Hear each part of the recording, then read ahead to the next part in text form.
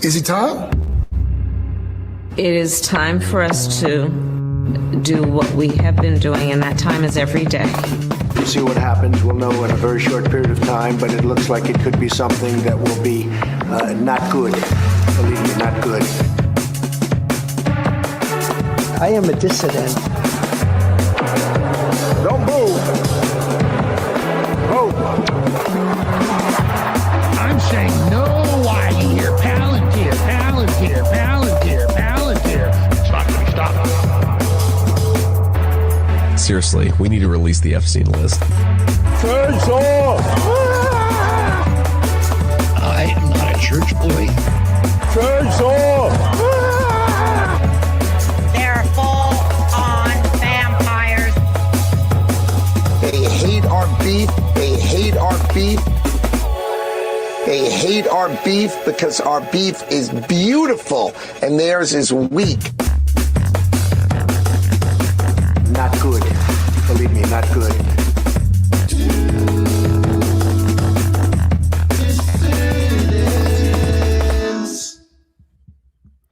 Hello, dissidents. Welcome, one and all, to a Tuesday matinee edition of the Do Dissidents podcast. My name is Keaton Weiss. Russ is still in China. That's right. And I encourage you to take a look at his most recent video from China at youtube.com/@ Russ on the Road NYC. Please do check that out. He is, as I understand, going to be uploading some more stuff in the coming days and weeks while he is there, of course.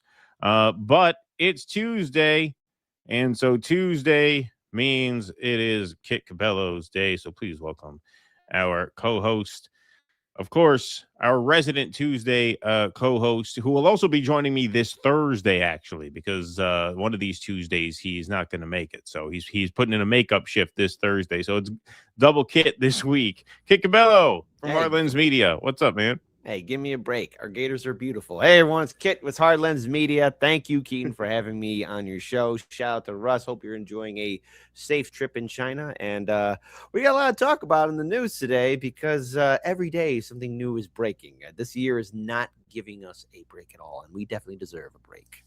No, there's just absolutely no break whatsoever. I've been talking about how literally the minute I sign off on one show, there's material for the next show.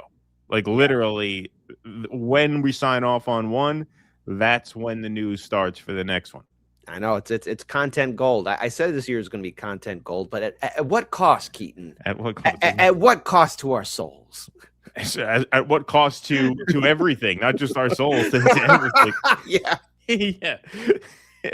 There's content gold. There's not much other gold out there nowadays. That's for sure. That's for sure. It is pretty brutal. Pretty brutal stuff. But we got 708 strong in the YouTube chat to start things off. Thanks for being here. 255 over there on Rumble. Please smash that like button so we can get as big a crowd in here as possible. Appreciate you guys all coming in here today. We had a great show on Sunday with Janine Eunice, who, Kit, you've interviewed. Yep. Janine a couple times, right? Yeah, I've had her on the show twice. I think I'm going to have her back on again because there's so much legal headaches that we got to go on through. Plus, I would like her opinion on certain other proceedings that are going on. But I'll save that for later. But yes, I mean, great co-host, great guest, and hope to have her back on the show soon. Yes. Janine is terrific, so it was great. And then we had Jose. Thanks for everybody who tuned in to Jose's campaign fundraiser last night. I was a part of that in pre-recorded form. I could not be a part of the stream, but I submitted a video to that, and that seemed to have gone really well. So thanks, everybody, for tuning in last night to Jose's campaign stream as they start the independent petitioning process now. A lot of work, but they have a great team, so Godspeed to them. I'm sure we'll have Jose on again soon to give us some progress reports on that. And I got nothing but love for him. I hope he does well for his campaign. And he's definitely representing the independent party movement, especially in a state as rough like New York towards independents and third parties. Yes. New York is particularly brutal. So best of luck and thanks, of course, to Jose. All right, so let's get started. Once again, folks, once again, as we were just saying, as one show ends, the next show's headlines begin. There is literally no break nowadays, no break. And so what happened? What happens on Sunday while we're on the air?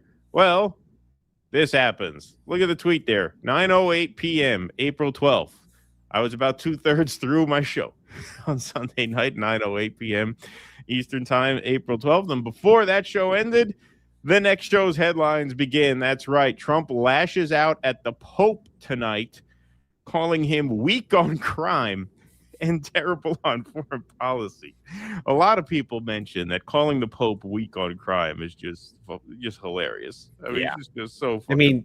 Has anyone paid the history, paid attention to the history of popes and really just, yes, there's been corruption here and there, but they're supposed to be, in theory, the representatives of God. So it's like law and order in theory. Like, really, Trump, that's what you're pulling out of your butt now? I mean, there's a lot of stuff probably up there already, but like centuries ago, the popes, they had papal states with Arby's and stuff, but that's like centuries ago. Like basically, for the last 100 years or so, popes have been, generally speaking, voices of peace, voices of compassion. It's not too surprising what we're seeing from this pope, but it's too much for Donald Trump, especially since the pope is an American. Not only is he an American, but as you know, Kit, he is a Chicagoan. And more importantly, he is a Chicago White Sox fan. And mark my words, we're going to win the World Series this year. We are.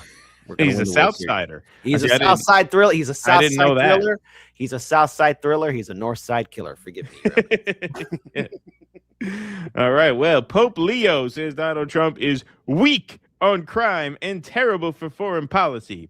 He talks about fear of the Trump administration, but doesn't mention the fear that the Catholic Church and all other Christian organizations had during COVID when they were arresting priests, ministers, and everybody else for holding church services, even when going outside and being 10 and even 20 feet apart. I like his brother Louis much better than I like him because Louis is all MAGA. Everybody's got their Republican Uncle Louis, right? Everybody's got their Uncle Louis.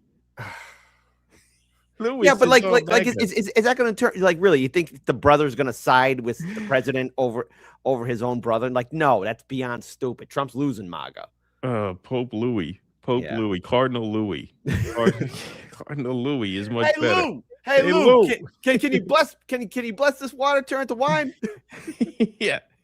Louis says these immigrants got to get the fuck out of here.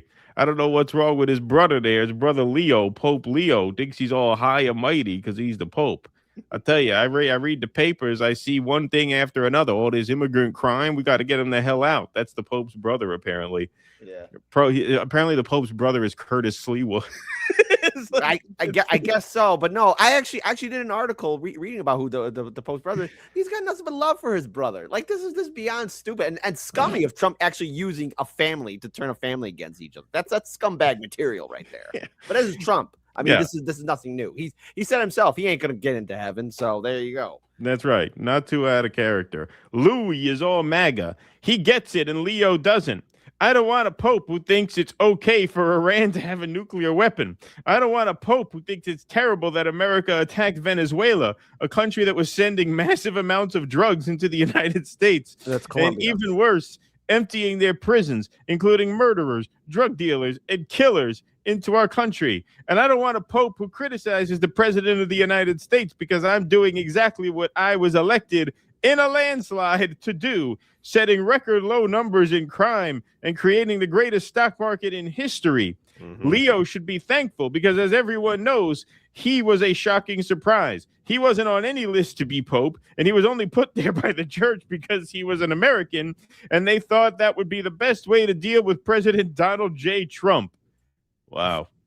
Jesus. I mean, that is, I mean, these are just classic narcissism symptoms, right? What he is a man. Like, we had thought Joe Biden was suffering from dementia, but Trump is suffering from something to where he has to lash out like a 5-year-old. I've seen people who are far more younger than President Donald Trump act more mature and handle situations more diplomatically than our current president, because this man has never been told no his entire life, and he's been able to get away with literally every single scumbag action that he's ever done, and he has associated himself with the lowest of the low. This is who our president is. He is the avatar of U.S. politics and what I guess society deems a rich person should act like. This is not a strong man. This is a weak man. Exactly. Well, it is exactly what society thinks a rich person should act like and how they're entitled to act. There's a lot of truth in that, for sure. If I wasn't in the White House, Leo wouldn't be in the Vatican. Unfortunately, Leo's weak on crime, weak on nuclear weapons, does not sit well with me, nor does the fact that he meets with Obama sympathizers like David Axelrod, a loser from the left, who is one of those who wanted churchgoers and clerics to be arrested. Yeah, I didn't know if he was talking about, like, was that happening here in America during COVID, or was that happening, like, in and around the Vatican during COVID? Because if it was happening here during COVID, there's someone who may have been able to step in and do something about that at the time. Like, I don't know, maybe the president of the United States, i.e. Donald Trump. Yep. But no. And not to mention, he wasn't even the Pope during that time. Right, the Pope was not the Pope. That's right. The Pope was not the Pope during that time. That was the last guy, also a loser, Pope Francis, the one that J.D. Vance killed with some mysterious disease on his hand, allegedly. The devil handshake from Megiddo Code 2. From Megiddo Code 2, if I got to do a movie night about that. Anyways. The one our cooler vice president accidentally killed when he shook his hand. It's hard, paragraphs of your friend, Donald. Here we go. Leo should get his act together as Pope, use common sense, and stop catering to the radical left and focus on being a great Pope, not a politician. It's hurting him very badly. And more importantly, it's hurting the Catholic Church. President Donald J. Trump. Yeah, no, it's hurting him really badly. He's the one who looks bad in this, not you. Not the maniac who every day gets crazier and crazier. Every word out of this man's mouth is crazier than the last one. So he's asked about this on Sunday night. Why did you attack Pope Leo? Here's his answer. Filled up with oil. Why did you attack Pope Leo on Truth Social? I don't think he's doing a very good job. He likes crime, I guess. He hit us. Think of it. He's worried about fear. What about the fear when the ministers and the priests and all of those great people that were arrested during COVID, and in many cases they're outside 10 feet apart, and they were arrested. So we don't like it. We don't like a pope that's going to say that it's okay to have a nuclear weapon. We don't want a pope that says crime is okay in our cities. I don't like it. I'm not a big fan of Pope Leo. He's a very liberal person, and he's a man that doesn't believe in stopping crime. He's a man that doesn't think that we should be toying with a country that wants a nuclear weapon so they can blow up the world. I'm not a fan of Pope Leo. Not a fan of Pope Leo. See, again, this is it's going to go swimmingly well with voters to attack a religious figure. I'm pretty sure all the Catholics in the United States are on board with President Donald Trump, not only going after the Pope, the head of the Catholic faith, but also at the first U.S. American Pope, by the way, going after that. But then again, this is Trump. This isn't the first religious figure he's gone after, the Ayatollah. So he's got Muslims and Catholics both against him. Talk about the greatest unifying force, Trump going after religious figures, trying to either kill them or destroy them politically with social media and tweets. But I mean, again, what does the Pope represent? He represents, in theory, God, right? And in turn, what are we hearing right now in a lot of churches, or he's at in community centers, or he's on social media? People are struggling to make ends meet. This war is burning a hole in a lot of people's pockets. And of course, all these messages are probably reaching to the priests, and in turn the priests are reaching up to the higher authorities of the Catholic Church, and it gets to the Pope, and he's like, a lot of my parishioners and people of my faith are right now struggling. They're worried about World War III and the overall instability in the USA. Of course the Pope is going to say something. I mean, Trump, do you want to see the GOP get murdered? And I'm no fan of the Democrats, but this is how the GOP is going to get slaughtered in the general election of the midterms. I'll be surprised if the Republicans either control the Senate and House. And I'm not a fan of the Democrat Party, But knowing how voters are going to be reacting to this, how this war has hurt us economically, and now he's going after a whole entire religious faith. I mean, come on, Trump. Did you want to see? Maybe this is what he wants. Maybe he's finally done. Maybe your theory of him stepping down is going to come into fruition. Maybe. I mean, this is not sustainable or politically survivable. So, of course, figuratively slaughtered, not literally, of course. Yeah. Gotta just make sure we put that little disclaimer in. Separation. Scary times. Yeah, scary times. Indeed, yes. All right, here's the Pope responding to Trump's insults. I have no fear of neither the Trump administration nor speaking out loudly about the message of the gospel. And that's what I believe I am called to do, what the church is called to do. We're not politicians. We're not looking to make foreign policy, as he calls it, with the same perspective that he might understand it. But I do believe that the message of the gospel, blessed are the peacemakers, is a message that the world needs to hear today. Blessed are the peacemakers. Blessed are the peacemakers. You hear this? Horrible. He wants peace? Yeah. Breaking bread with our brothers and sisters? Can you believe he wants me to break bread with my hands? I use a carving knife. I stab what I want. So here's the Chin Man. The Chin Man is going to start the media pylon against the Pope. So here is Chin Man, Rob Schmidt, attacks the Pope, citing a report that he doesn't plan to come back to America for our 250th birthday. Saturday, when Pope Leo delivered a peace prayer at the Vatican, he called for an end to the Iran war, denounced the delusion of omnipotence he claims is driving the conflict, saying enough of this display of power, end the war, a message that was clearly sent to President Trump. The Pope's political rhetoric came just after meeting with former Obama advisor and Dem strategist David Axelrod. Oh, my God. And then on Sunday night, you had 60 Minutes, revealing that the Pope was not going to be coming back to the United States, to his home country, his homeland, to celebrate our 250th birthday in July. They're already telling us this for some reason. Instead, for our 250th birthday, the Pope will be going to Lampedusa, Italian island in the Mediterranean, just north of Africa, south of Sicily. Tens of thousands of migrants land on this island on their way to Europe every single year, and the Pope is going there for the 250th anniversary of the United States. Horrible. Radical left. These Christians are out of control, I tell you. These Christians are out of control with the love thy neighbor. Hey, have you ever noticed, they make a lot of hay about Jeffrey Epstein for maybe diddling a few kids. What about the Catholics? The Catholics have been diddling kids a lot longer than Jeffrey Epstein, yet you don't hear about that much anymore. If one Jew fucks a child, then it's a global scandal for generations to come. Meanwhile, these Catholics, I tell you, they're getting away with murder. It's a horrible thing they did to those kids. Nobody wants to talk about it. They only want to blame the Jews for fucking the kids. What's that about? Very unfair. Very unfair. It's very biased. Very biased. I can only imagine if, Jesus Christ did come back. He's not going to be hanging out with rich folk. I can see Trump tweeting out, what's this Jesus guy doing with all these poor people, these destitute? All these people, the pimps, the hookers, the criminals. He wants them to better themselves. He wants to uplift them, to believe that there's salvation. The meek shall inherit the earth. I tell you what the meek should do. The meek should be investigated for fraud. That's what we should do to the meek. The meek are committing fraud like you've never seen before. We have to investigate the meek. We have to figure out what the hell is going on with the meek. The meek are ripping us. The meek have been ripping us off for years. It's terrible what the meek have been doing to our country. It's also important to point out that, look, during the height before the war, I mean, obviously the war, which war are we talking about? But, early on when ICE was clamping down and, literally beating up Americans, who were like, trying to stop ICE operations, you got a lot of these migrants who were seeking shelter, especially in Catholic churches.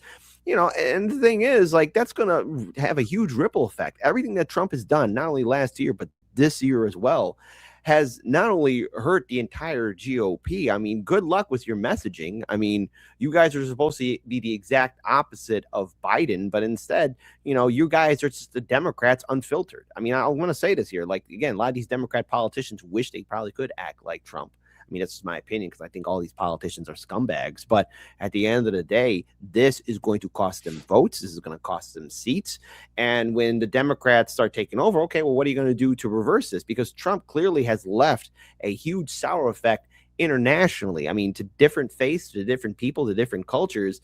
I don't want to say anything, but Trump, are you trying to fill in the role of the Antichrist? Because this is something that he would do. In theory, this sounds like what the big bad guy would do. Well, in theory, this is what he would do, right? A lot of people are saying that. All right. So you figure CNN's not going to be as bad as the Chin Man, right? Because the Chin Man is on Newsmax. But I don't know where they found this guy from. Hal Lambert, Point Bridge Capital founder and CEO. I don't even know what the hell that is. But here he is insisting that the Pope is, part of some Democrat conspiracy to hurt Donald Trump in the midterms. Yeah, that's what old man Daley wanted to do in 1950 when he started the Democrat machine. You know what? Yeah, because the Pope is in Chicago. Yeah. Yeah, that's Mayor Daley. Right. This goes back to his days. Yes, that's right. That was the plan. The American Pharaoh. Jeez. Yep. So here this goes. 100% political. Okay. This is all about trying to hurt President Trump's Catholic vote during the midterms and Republicans during the midterms. If you look at play out the dots here, David Axelrod goes and visits. Oh my the God, Pope the last arrogance week. of this. Are There's you not going to let me finish? Catholics in the world. Please. They're all worried about Trump's election in the midterms. Clearly, I'm striking a chord here. Let's let him finish the thought. David Axelrod goes and visits. Striking a chord. You're insane. This is 100% political. Okay? Oh, yeah. This is all about trying to hurt President Trump's Catholic vote during the midterms and The Republicans Pope during is the a midterms. Democrat operative. Look at play out the dots here. David Axelrod goes and visits. Oh my the God, Pope the last arrogance week. of this. Are There's you not going to let me billion finish? Catholics Let in me the world. finish, They're please. all worried Let me about Trump's finish. election Are you in the gonna- midterms. Clearly, I'm striking a chord here. Let's let him finish the thought. David Axelrod goes and visits Pope Leo last week. They're This talking guy about looks like he Obama could going to play visit. Donald Trump in a TV movie, doesn't he? Yeah. Like, No, he looks kind of like a TV movie version of Donald Trump. Yeah, but listen. Why have Timu TV version of Trump when you just get the Apprentice version of Trump that was on Apple TV? That's the guy you want. You don't want the Timu version. Yeah, you want the real gold star stand. This is like a community theater version of Trump. Right? Yeah. Pope Leo. Pope Leo's from Chicago. All of a sudden, now Pope Leo is out attacking Trump and the policies of the United States and Israel in a way, a much more forceful way. You have 3 cardinals come out today. Well, that's because he started a war. That's Yeah. not because the midterms are coming up. It's because he just started a war. Yeah. Like, the timing of this is so suspicious. I mean, that the midterms are coming up. No, actually, the timing's not that suspicious. He just started a war. That's why the Pope is speaking out against the war. And not to mention, oh my goodness gracious, look what's being bombed in Iran. Not only civilian structures, but synagogues, churches, and mosques. Tic-tac-toe, 3 in a row. That's right. That's right. Attacking the immigration policy. This is all about trying to get the Catholic vote against Trump. And let me add one more thing. There's a lot of flaws in this argument. No. There's no flaws. There's no flaws. Including that none of the things that Axelrod you're is the describing chief as strategist for Obama. He's also from Chicago, but that's not Pope why is he saying went. he's not political. Why is he meeting with the chief strategist for both Obama's campaigns and in the White House? The Pope Chicago guys. Would he have a possibility Chicago. with the But chief hold on a political second. strategist? Vance met with the Pope before the election. Baseball season. Pope Francis yeah, met with go J.D. Sox. Vance. Pope Francis was extremely critical. J.D. Vance is Vice President of the United States. Hold on a second. Pope Francis was extremely critical of Trump. He was extremely critical of the immigration rhetoric from Trump and his allies. He still met. Let me add one more thing that Pope Leo's not critical What's of. the conspiracy? Because let me ask you this. What's Why the has Pope Leo been, when Iran killed 30,000 plus of their own citizens, well, it is Iran. He didn't call out the Iranian regime at all. He said we need to stop violence. That was very milquetoast. That wasn't calling out the Iranian regime. And yet he's calling out the United States and Israel. He was milquetoast about Trump at first as well. Yeah. And, the popes always kind of make these roundabout statements. And then, Trump to. escalated last time. What did he say? They sent one of their goons to him in January to strong arm him. Did we cover that with you, or was that with another host? I don't know if it was with me. I mean, the Pentagon sent a stooge to this whole year has been a blurring effect because January feels like 2 years ago now. War is never the solution. Jesus was a peacemaker. But he didn't call out the Iranian regime. Peacemaker. Oh, yeah. He's not taking sides in this. He's trying to live the gospel message. Holy cow! It's a fascinating. These guys, man, it is just amazing. Okay, it brings back memories, man. I remember watching TV, watching debates like these, back when the Iraq War started. Back when, oddly enough, one Tucker Carlson was on the opposite side. I remember Tucker Carlson debating the Iraq War on Crossfire with his bow tie. Yeah, you know, back when he was a neocon. Yeah, This reminds me so much of that. Well, first of all, let's look at these three things. So first, I'm just say a couple things that are going to be extremely controversial. First of all, number one, I would say that if Jesus Christ did come back, the Epstein administration, I mean Trump administration, would probably crucify this guy again. Like, Jesus is back. This guy's blessed are the peacemakers. He wants peace. Like, no, he is going. That's what would happen. Number two, they call him Antifa. If he they call him Antifa or something. Number two, you know, I mean, it's Pope. Is Trump trying to act like what's it, King Henry V, where he separated the English church? Yeah, I think it was King Henry V. I know nothing about the monarchy. That is one field of study where I'm proud to have. I'm proud of my ignorance. I am proud to know nothing about the monarchy. So King Henry, one of the tutors, right? So he was the one who separated from the Catholic Church. Is Trump going to call us his own religion now? I mean, pretty much he might as well be a cult leader. And then number three, you know, I'm just going to make this public announcement. Yes, this is the Great Chicago Conspiracy to take over the Catholic Church. It's going to be a full-on Democrat machine started by Old Man Daley. And you know what? I'm one of the operatives. We're here to take over. It's the Catholic Church was never ready for a Chicago-style Chicago machine invasion. This is how pathetic this entire administration is and all their goons and lapdogs. All right? I mean, the Pope is just saying, hey, stop violence. Stop violence. It's just very similar to when Trump said, hey, I want people to stop dying, you know, and that seemed to trigger a lot of people. Well, stop violence. I mean, come on, let's look at what this war is doing.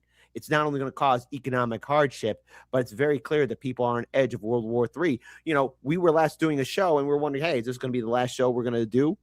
Right. With the nukes be a dropping because he was threatening to destroy an entire civilization. You know, that's the president who is threatening to destroy an entire people's culture and life. That's what the president of the United States is doing, not the Pope. The Pope is not the villain here. Right now, it's Trump working at the behest of Israel because it's not America's war. This is Israel's war. That's why we are in this conflict in the first place. Yeah, no doubt about that. Well, let's see what J.D. Vance, the Catholic, has to say about Trump's feud with the Pope. Let's take a look. Reasonable thing. It isn't particularly newsworthy. Do you think that when the president says it's hurting him very badly, catering to the radical left, it's hurting the Catholic Church? Do you agree with the president there? Well, look, I think the president has the prerogative to set American foreign policy. He's got the prerogative to set American immigration policy. He has to look out for the interests of the United States of America. And that inevitably means that when the Vatican comments on issues of public policy, sometimes there's going to be agreement, of course, and sometimes there's going to be disagreement. I think that's a reasonable thing, Brett. I don't think that it's particularly newsworthy, but I certainly think that in some cases it would be best for the Vatican to stick to matters of morality, to stick to matters of by morality, what do you mean? Of what's going on in the Catholic Church. Oh, they should stick to matters of morality. I think commenting on abuse of immigrants, on illegal wars of aggression, I think that is a comment on morality. That's not what J.D. Vance means by morality. To stick to matters of morality, to stick. Yeah, what he means by morality is, I think they should stick to, telling whores to close their legs so they don't have to abort babies. That's what I think that he should do. He should stick to lecturing women about their sex lives and let us start all the wars we want because your domain is morality. And don't forget bombing schools of little schoolgirls. I mean, 165 school. What? I mean, basically, what? Did they have it coming? Bombing that school of little girls who will not live their lives out? What kind of great doctors and wise minds did we just destroy because of this war? Yeah. That's a comment on morality. No, he shouldn't comment on that. To matters of what's going on in the Catholic Church. And let the President of the United States stick to dictating American public policy. But when they're in conflict, they're in conflict. I don't worry about it too much. He should just condemn gay marriage and let the president bomb as many school children as he wants to. That would be the role of the Pope. This is the Catholic, J.D. Vance. Not only is a Catholic, but he just announced a couple weeks ago that he has a new book coming out about his religious faith, Communion, out later this spring. Wow, what timing. And it's funny, the cover of the book, sorry, I'll toss you in a second, which will be published by Harper, the flagship imprint of HarperCollins, is decorated with a striking pastoral photo of a very Appalachia-coded countryside church. However, while Vance's way back to faith led him to embrace Catholicism specifically, the church on this book is not a Catholic one. The building on the cover is Mount Zion Church in Elk Creek, Virginia, a United Methodist house of worship. Yeah, that doesn't look like a very Catholic part of the country to me. Then again, it does look a lot better than some church in Newark, New Jersey. You know what? Paulie Walnuts' church should be on the cover of that. Tone, I gotta tell you, Tone. I found my way back to faith, Tone. Jesus Christ! Why didn't you tell me? We could have been selling gallons of holy water at the Bing. Yeah, exactly. Now, you know what? It seems to me like a lot of these politicians and podcasters have found a great niche writing a book. So I'm going to write a book too. It's called "I Am Always Right: A Kit Cabello Story of Struggle and Survival." Yeah. I am always right. It's gonna be me in the study smoking a corn pipe with a nuclear bomb going on in the background. Yeah, right. Exactly. I mean, it is amazing. Like you said, man. It is. This is like if someone shorted the Republican Party. It's like someone bet against the success of the Republican Party. It's like the producers of American politics. Yeah. You're now, after your poll numbers have completely plummeted, now you're picking a fight with it was bad enough that you sent your goons in to strong arm him. So in case you don't know what I'm talking about, it was one of the many stories that kind of got lost in the shuffle a couple of weeks back. I covered it. I forget which episode. Apparently in January, when the Pope started sort of speaking in pretty vague terms about peace and about the global order, the Pentagon sent their goons to talk to one of the Vatican's people and basically said, you better back us on this. Great. So first you do that. It comes out in the press a couple weeks ago that you did that. And now you do this. Now you make a public criticism about him being weak on crime. It's just a hilarious thing to say that the Pope is weak on crime. That's amazing. I mean, if Trump wants to be everybody's villain at this point, he's succeeding.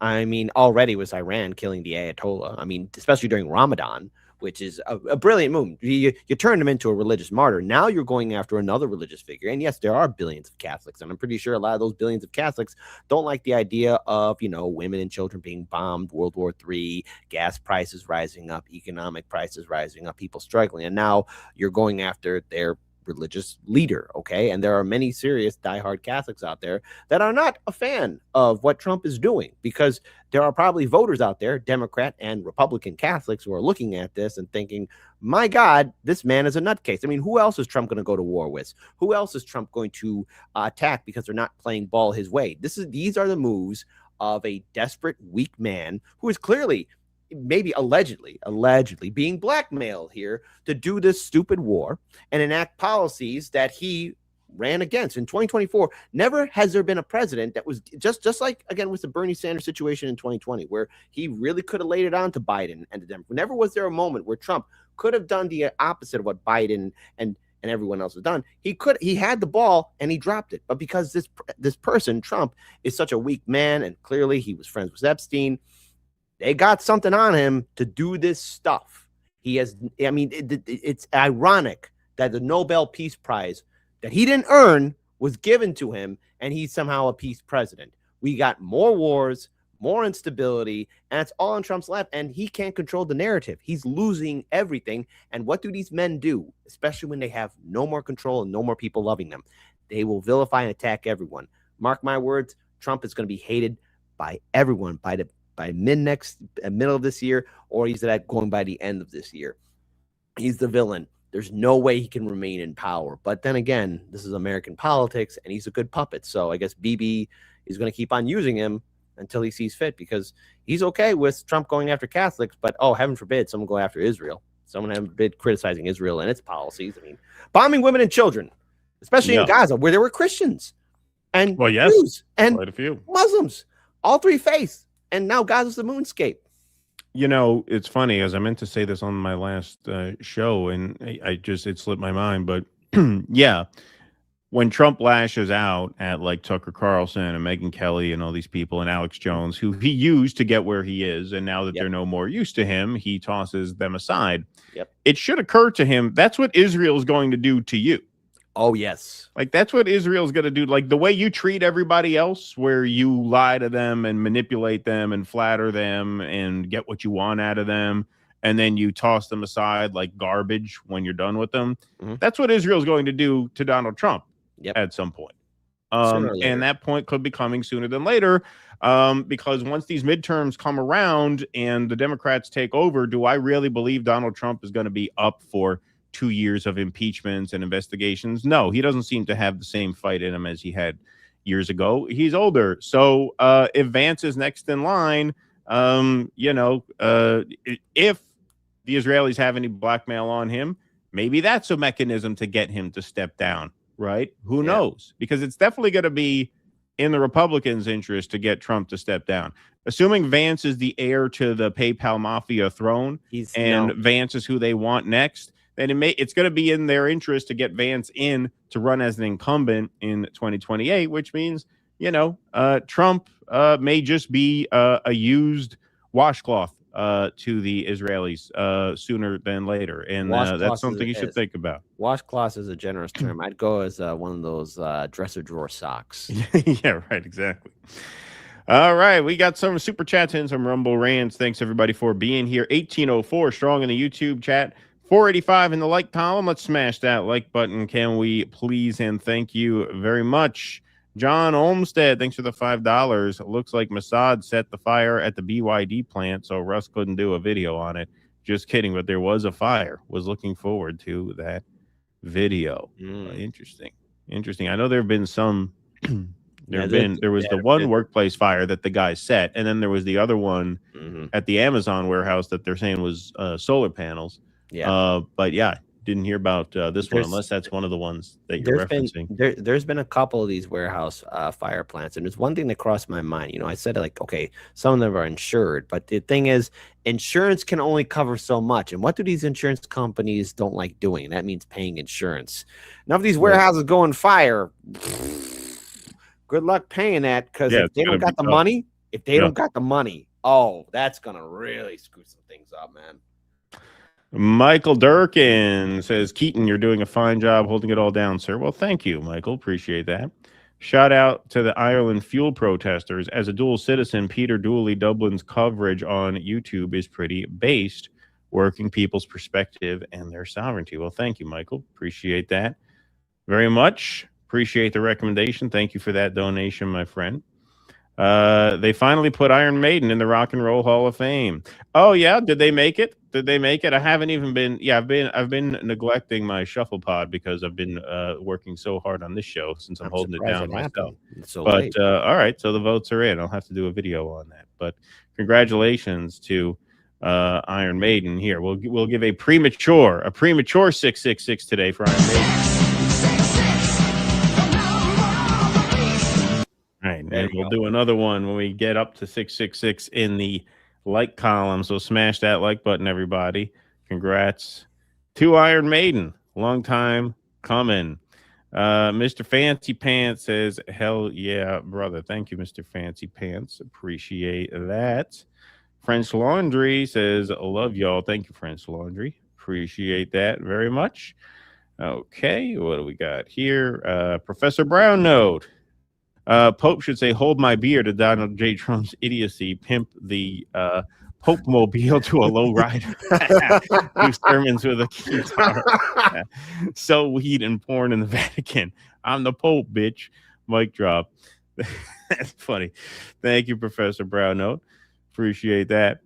Oh, George says, welcome back, Kit. Keep up the great work, or else. Too bad after April we can't watch you anymore. I wish you had your own show. It would help. Oh, well, yeah, it's a good thing. I mean, imagine a show called Hardlands Media, Monday, Wednesday, Friday at 9 a.m. Central in the morning. You know what we should do? 10 a.m. At some point, like maybe toward the end of your tenure as a celebration of your residency, maybe we should have Nick come on and we'll do like a post-duopoly show. I would like a do dissidents, like a post-duopoly reunion. That sounds like a good idea. That would be beautiful. All right. That'd We're gonna have to reach out to Nick. We'll have to make that happen. That'll be like, well, you can't do the 28th because you're off. So maybe the week after. We'll see if we can put that together. I would love that. I would love that so I think the crowd would like that. I think the people would like that. A post-duopoly reunion. I think that would be fun. Yes. Perfect. Eric Husso, Netanyahu to Trump. The Vatican is developing a nuke. They have communion uranium water cakes. Thank you, Eric Husso. Now that Trump is Jesus, when will we hear readings from the Gospel of Rubio or from 2 Lindsay? The Trump Book of Revelations must be a doozy. Oh yeah. Now I bet they'll have that at the Trump Library. Me shoot skeet super sticker. Thank you for that. Appreciate that. Kit, we'll do the headbang when you get to 666. Of course. Yes, Kit has the hair for the headbang. Yeah, of course, man. Listen, of course. Thank you, Father Cabello, for giving me your Sicilian genes for keeping the hair in my head. That's right. You got that. You got a good head of hair over there. The almighty Y chromosome. Step aside, ladies, with your double X. Eric Husso says, I hear the Pope shits in the woods. The Pope is weak on sanitation. Pope is weak on sanitation. He's weak on littering. He's weak on cleanliness. Everything's a scam. Everything's a lie. Everything's hypocrisy. And so should you comply. Thank you, Vienticus. Appreciate that.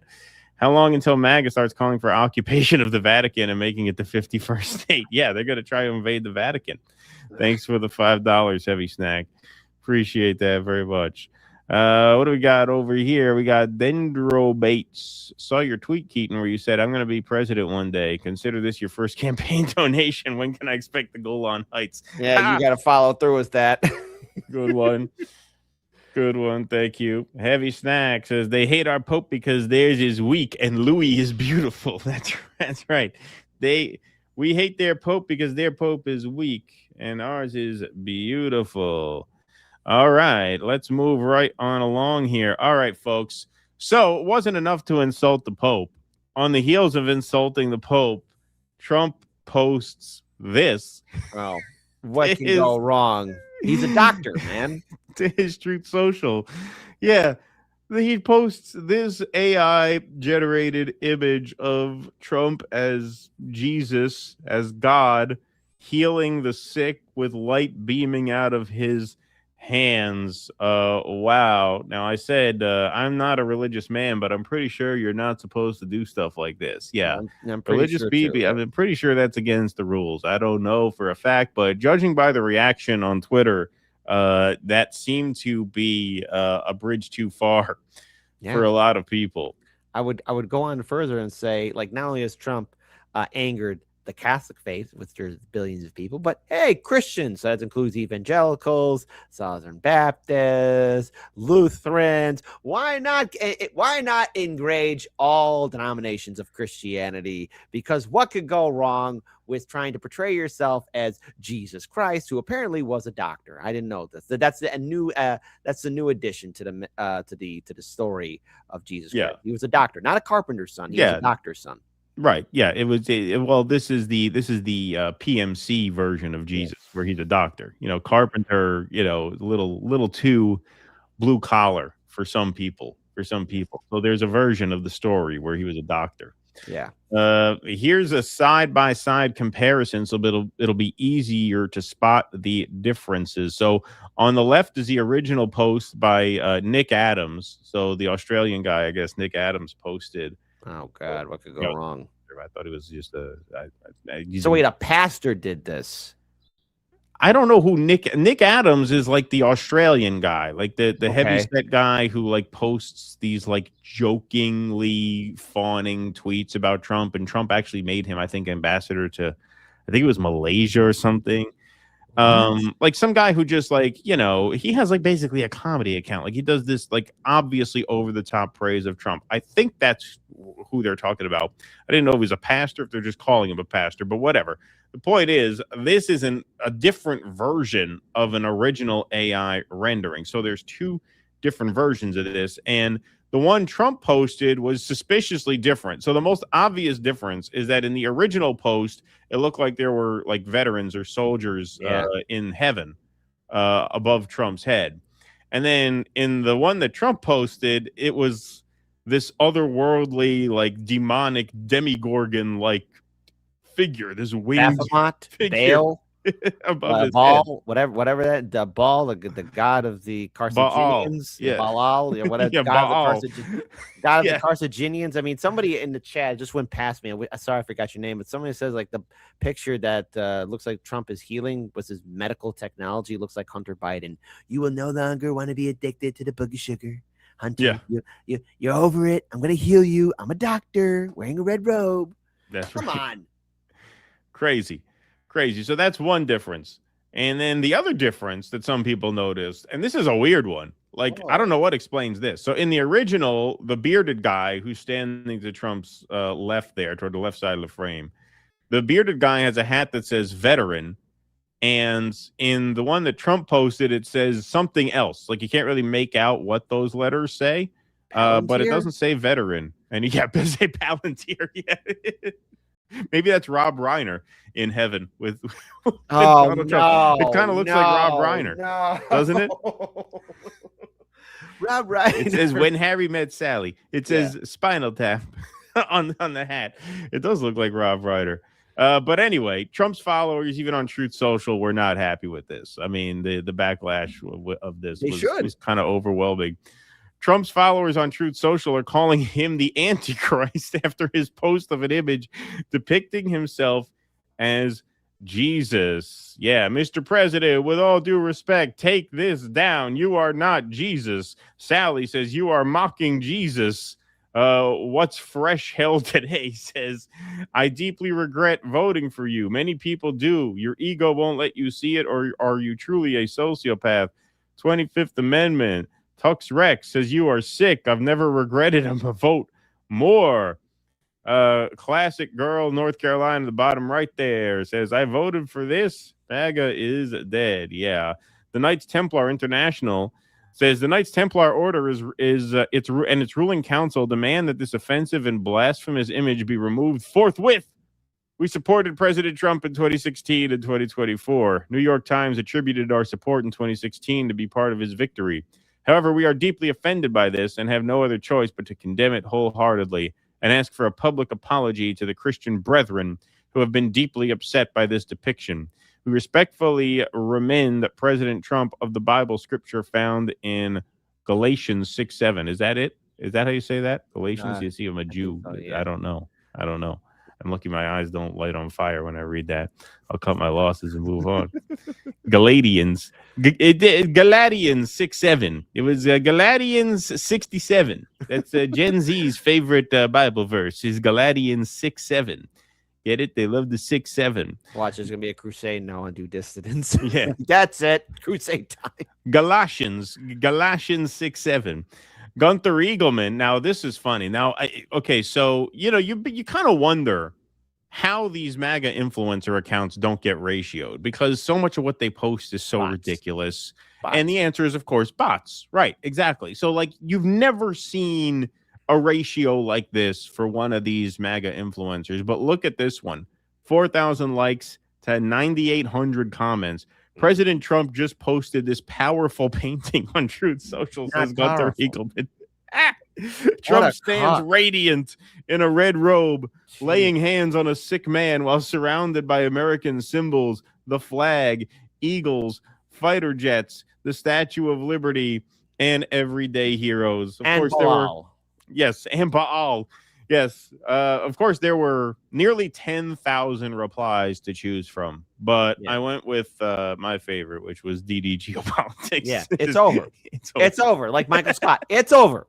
We're done for. It's over. That's it. Look, you don't have to keep doing this. Yeah. Well, it's also a sign of hey MAGA. If you're disillusioned with Trump, hey, welcome to the post-duopoly. Welcome. You want to be anti-war? You want to be against these politicians?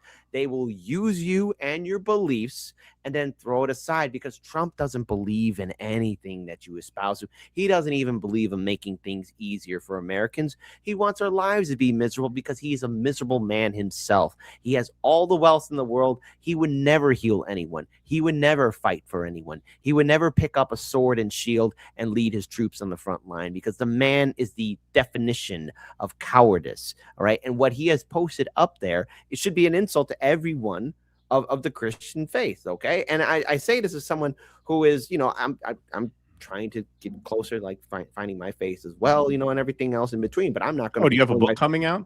Yes, it's called my new turning leaf. How not to be a jerk, the Cabello way of getting what you want. But nonetheless, I'm going to make a whole book series. It's going to be awesome. About you coming back, about you finding your faith again. Yeah, that's what you should do.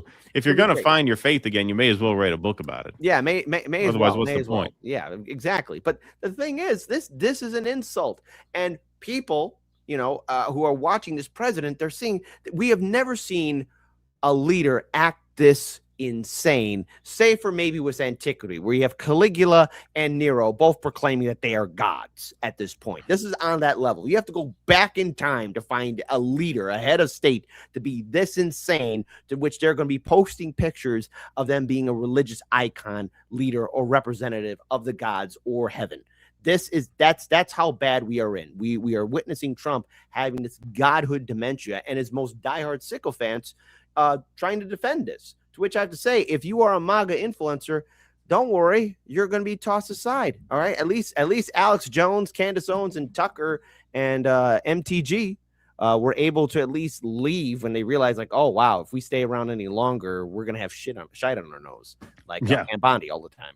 Exactly. Well, who was included in Trump's tweet, who is definitely on her way out the MAGA door, is Megyn Kelly. So here she is responding to his AI Truth Social post. This is surprisingly sharp. Absurd, offensive meme, AI-generated version of a picture showing Donald Trump as Jesus. He tweeted this out, posted it on Truth Social. I'm sure you've seen it by now, but if you haven't, for listening audience, it is President Trump as Jesus with his hand on the head of a sick patient in bed and a demon behind him and a light glowing around him. It is obviously him purporting to be God. That is what he's doing. And it is blasphemous by any definition of that word. I actually just looked it up just to have it at the ready. I mean, blasphemy is irreverence towards sacred entities. But here's a longer definition: the act of showing great disrespect, contempt, or defiance toward God, sacred persons, or holy things, insulting, mocking, or slandering the divine. That's what he's done. It's completely inappropriate, and he knows it. I don't know why the president's getting so desperate for attention that he feels the need to mock 1.4 billion Catholics. It's enough, okay? It's enough with this nonsense. I know you love getting a rise out of people. I know you're really enjoying being subversive. You upset all the right people. I get it. But, why? Last week it was Muslims. Now it's Catholics. Now it's all Who's Christianity. next? I bet you it's not going to be the Jews. Oh! It's not going to be the Israelis. It will be. Promise you that. Oh! Why? Yo! Careful with that. Oh, it won't be the Jews? Oh. Whoa, say that again one more time, Megan. You're out of line. Now you're out of line. Now you've done it. Wow, damn. It's not going to be the Jews. Wow. Hold on. Wait. This is perfect. It's like that scene from Anchorman. Not Anchorman, but geez. Oh, no. Anyways, it was the guy says, "I'm mad as hell. You're not going to take it anymore. You have upset the powers that be. You have upsetted God." Oh, wow. That's wow. Now you're going places. You upset all the right people. I get it. But, why? Last week it was Muslims. Now it's Catholics. Who's next? I bet you it's not going to be the Jews. Whoa. It's not going to be the Israelis. Nope. Promise you definitely that. not the Israelis. Definitely not. That's not Israelis. coming. Definitely not that. No, this is that. completely wrong. The president should take down that meme. He should apologize, which is something he never, ever does. Nope. But he doesn't care. He won't. He's not going to apologize because he's not sorry. Now, he must be feeling some sort of blowback because it's literally just breaking now that the president deleted the meme. He must be feeling how much he's misstepped with that particular meme. So somebody got to him and said, take it down. You've offended 1.4 billion Catholics who have done nothing to you. In fact, many of us have done nothing but support you. When you get attacked over and over and over. And we would appreciate not being mocked for our religious beliefs, something you seem to be increasingly fond of doing across most, but not all religions. Yeah. See, starting to piece things together. Don't forget the praise be to Allah thing when he threatened to wipe out Iranian civilization. Seems to be agitating the Muslims and the Christians. But as Megyn Kelly, she said it, not me. She said it. It's not going to go there against a certain group. Well, actually, hold on. Technically, Israel's already doing it because didn't they bomb a synagogue in Iran?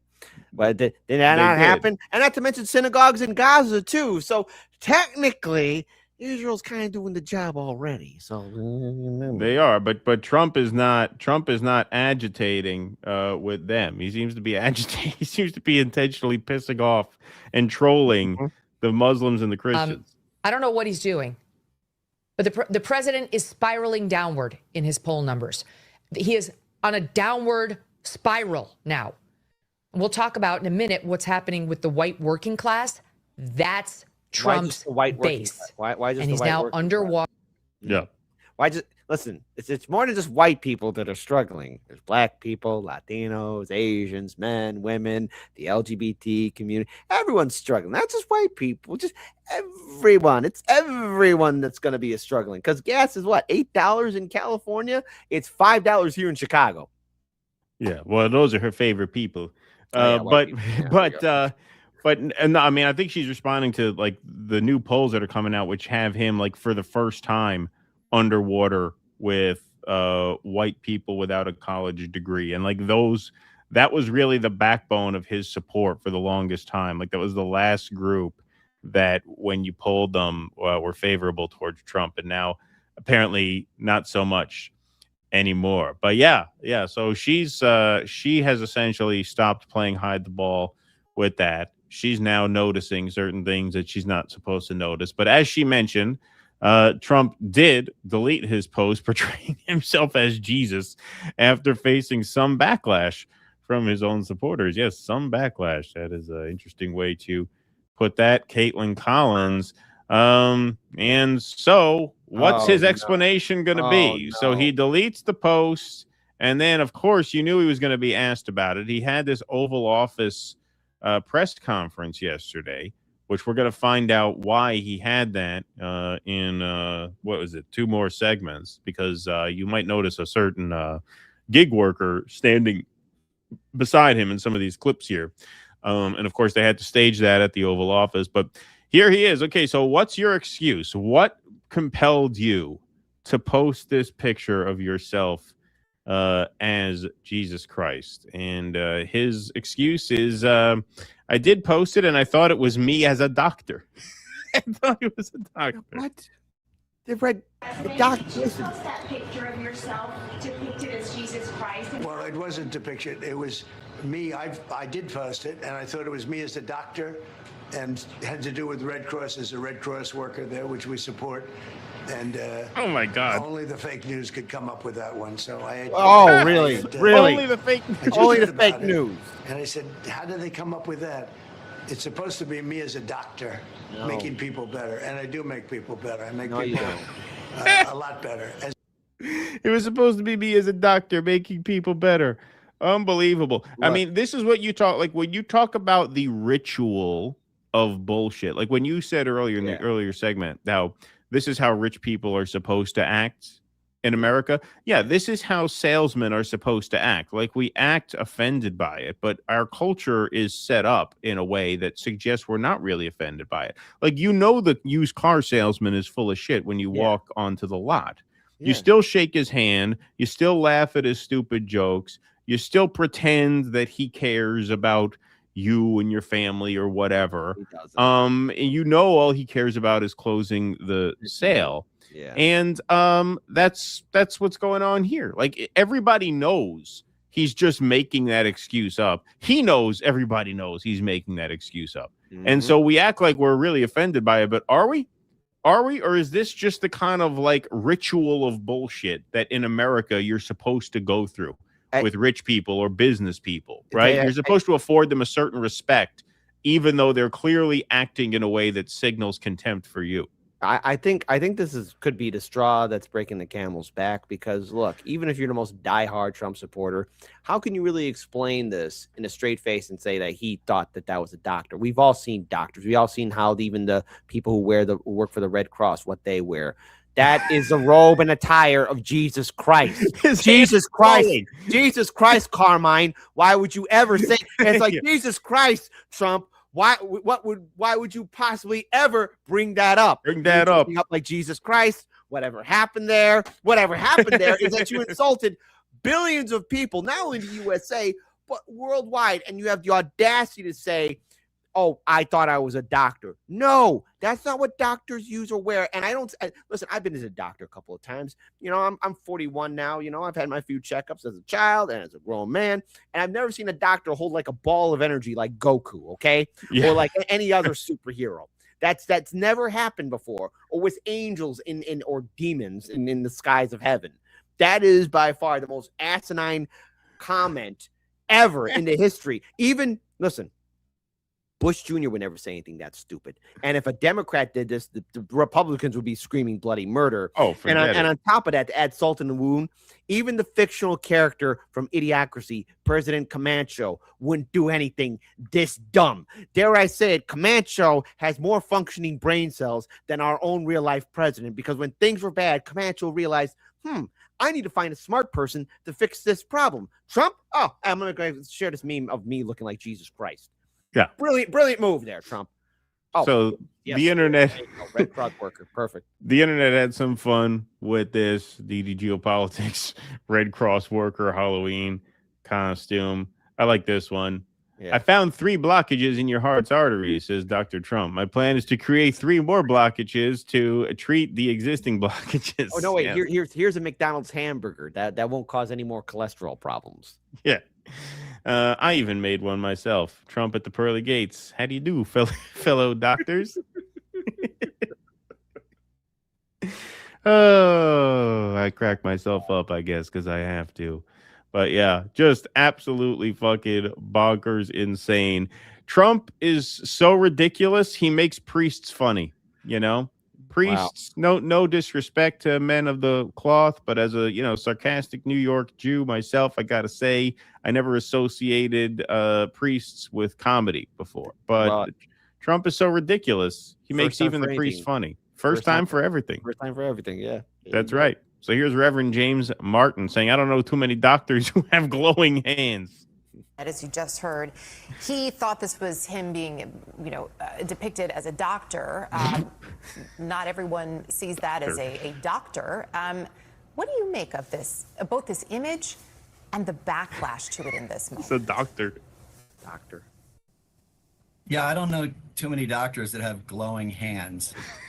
So that's the most Jesus-looking picture I think I could imagine. Yeah. And I think it was pretty shocking to me that someone would put themselves in the place of Jesus. And as your reporter was just saying, it came after he had just been tweeting out a pretty hateful attack on Pope Leo.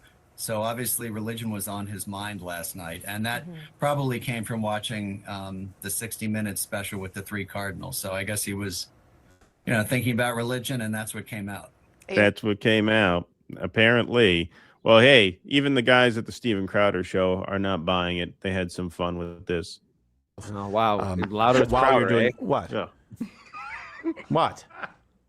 Hold on, is this real? Yeah. So Caitlin Collins, I'm sorry, we'll get back to you turning to Christ. That's phenomenal. We'll get back to it in a second. The answer's sure too, right there. How do I turn to Christ? For reference. No. We've already given good answers. Yeah, those are good answers. According to the picture, Caitlin Collins is saying apparently Trump tells the pool that he thought he was being depicted as a doctor in the images. Like even they cannot contain. So he pulled down the image of him looking like Jesus, and he's like, I thought I was a doctor. Who knew? I thought I was House. You know what? I see it. Honestly, I've been watching the new Scrubs reboot. Honestly, no. It's the red.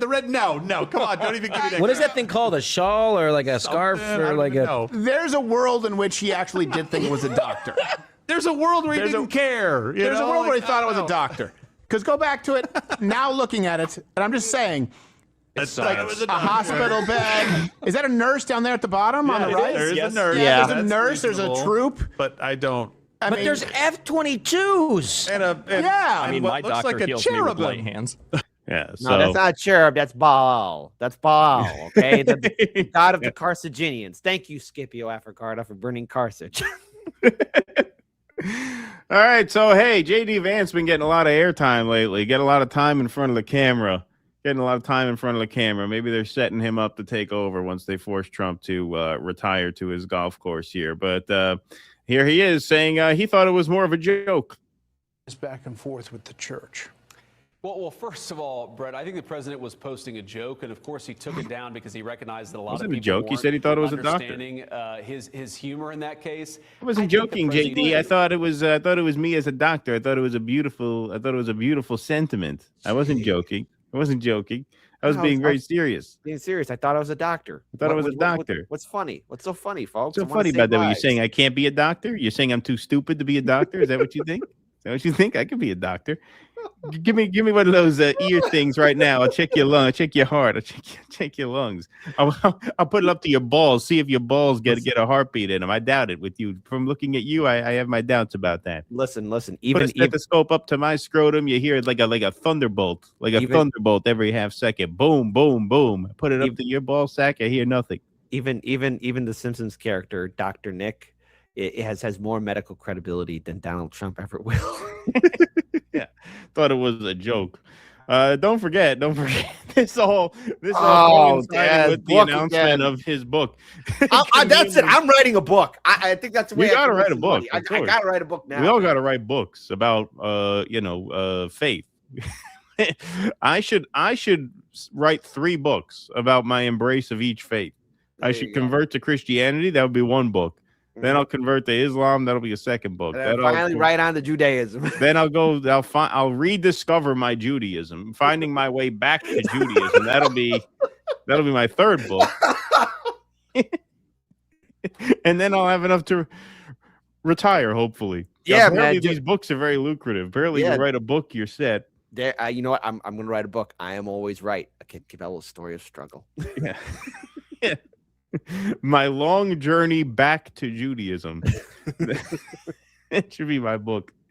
So hey, you think given this added a layer of shit that he dug himself into, Donald Trump may want to reconcile with the Pope a little bit, but no, he gets asked about the Pope again after this meme gate thing broke out. Classified Robert Barron supports you and your policies. He praises you for defending religious freedom. Yeah. He now says you owe Pope Leo an apology. Will you apologize? No, I don't, because Pope Leo said things that are wrong. He was very much against. He can't what I'm doing apologize with regard to Iran, and you cannot have a nuclear Iran. Pope Leo would not be happy with the end result. You have hundreds of millions of people dead, and it's not going to happen. So I can't. And he's weak on crime. Yes. Yeah. And remember that. So weak on crime. I mean, he went public. I'm just responding to Pope Leo. And, his brother is a big MAGA person, and he's a great guy, Louis. And I said I like Louis better than I like the Pope. No, Pope Lou. Pope Louis. Well, you said Antichrist. A lot of very smart people are saying Antichrist. Here's Marina Purkis, whoever this is. I was raised a Catholic. Trump has broken 8 of the commandments. In my opinion, Trump is the Antichrist. So no wonder he doesn't like the Pope. Raised a Catholic. I did all the sacraments. I read the book. I lost my faith, but I still find that deeply, deeply offensive. Which bit of it?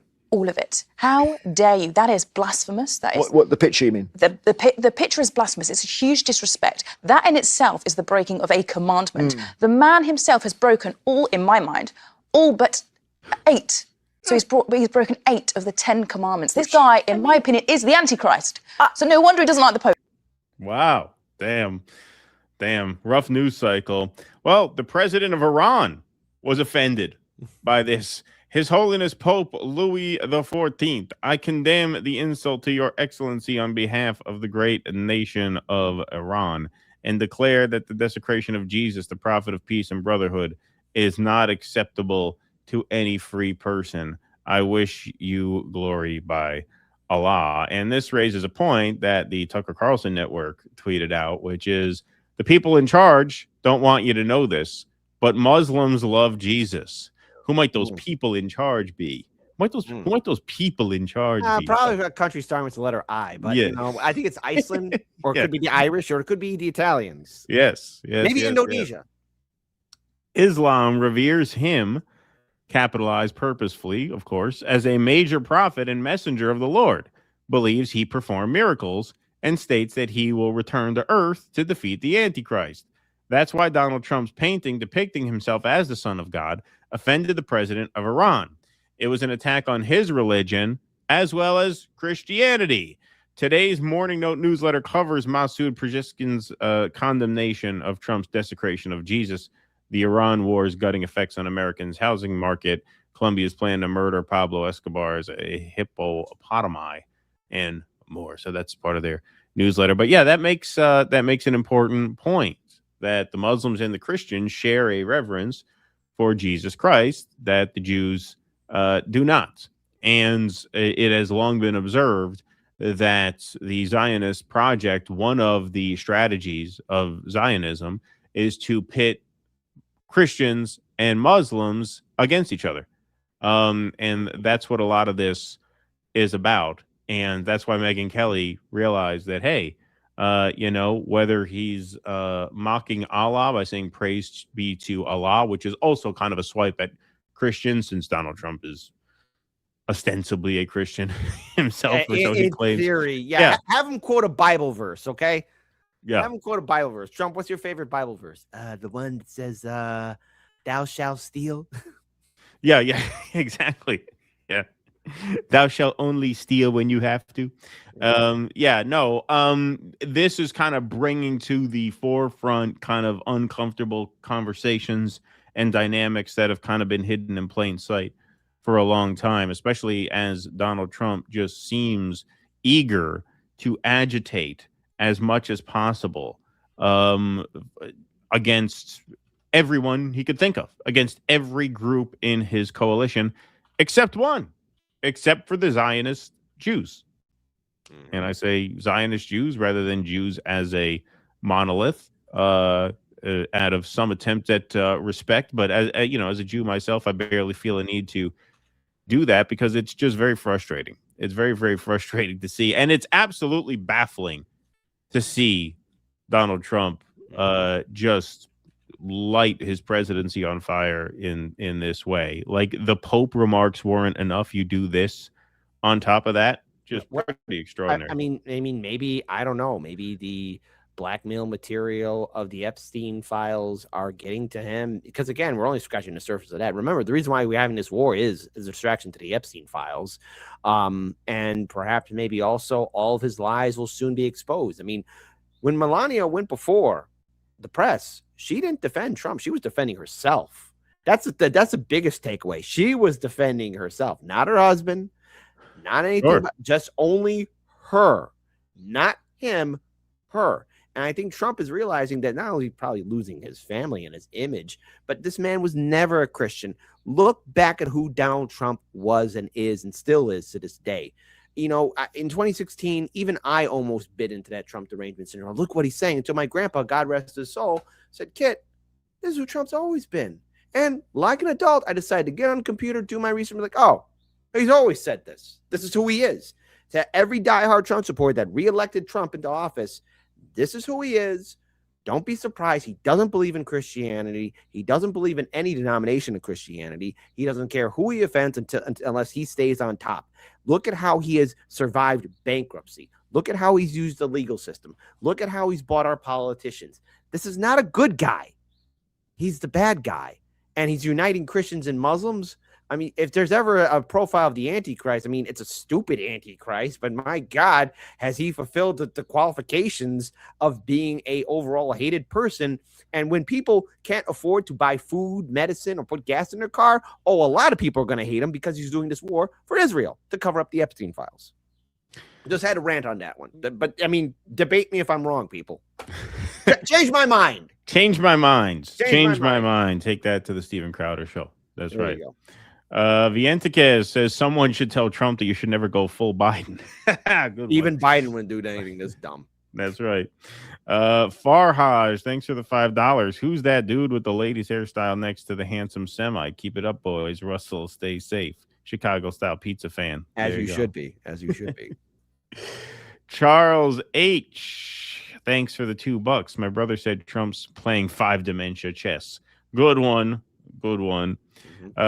Still not but a fan. Apostate. However, remember Blas Bonpan was a prominent Roman Catholic, Marino priest turned activist who became a leading voice against U.S. intervention in Latin America. True. Thank you for that.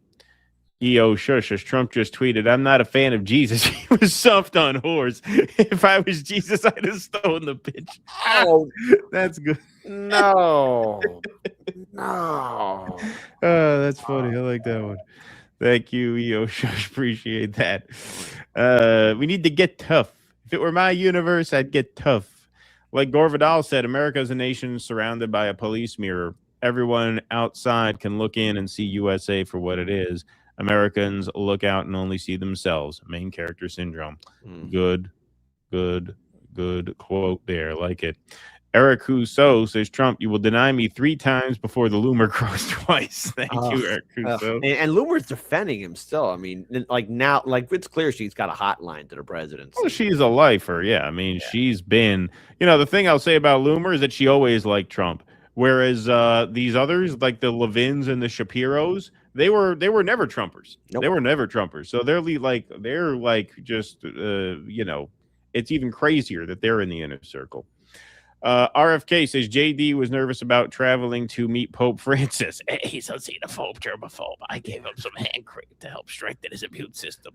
Turns out the Pope needed it more. Sorry. Good one. Thanks. I almost blew it with the voice there. Hey, you gotta be careful with that, buddy. Yeah. Vientikez says all I saw was Trump getting in on the notion that Jesus was gay. Yes. Oh no. There's a lot of that. I'll probably tweet that out. Yeah. The change in what it says on the hat shows that whoever put the first image through AI to generate the second image used a shittier AI. Almost looked like it says Peter Thiel. Interesting. Okay, so that's a good explanation. It was rendered poorly. But I wonder what the demon in the sky was. I wonder what Baal was doing there. Or whoever that is. And these people still won't learn not to put their faith in heroes. That's right, Vientikez. That's right. Satanica, thanks for the $5. Love from Bahrain. Finally back to work next week, but I'm not as optimistic as others here who are convinced or in denial will return to normalcy. Well, please be safe and just be careful. To everyone in the international audience, especially those in the Gulf states, please, people, just be safe. Yeah, absolutely. Sorry. See that. Joy Division, a new order also made it in. Oh, cool. Okay. Yep, they definitely deserved it. Captain Acehawk, Kit has beautiful hair. Why, thank you, good sir. I feel very, very, very, very flattered as a Southern gentleman. Nick is my tanky comrade, says Mark Pugliese. Yeah, that'll be fun. We do a post-duopoly. I would love that. That'll be a fun finale, to your stint. I like that idea. Let's see. Let's not give DJT a pass on his role in bombing Iran. No, of course not. Definitely not. Never. Of course. I mean, those schoolgirls need a vengeance. They need justice. Al-Aqsa Flood says Trump's worst take was saying Brigitte Macron was hotter than Candace. Funny. Yes, he seems obsessed with that. He seems to really want to dig in on that, right? Darius King, MAGA shouldn't be surprised that Trump thinks he's Jesus after almost 10 years of people treating him like he was the second coming. That's right.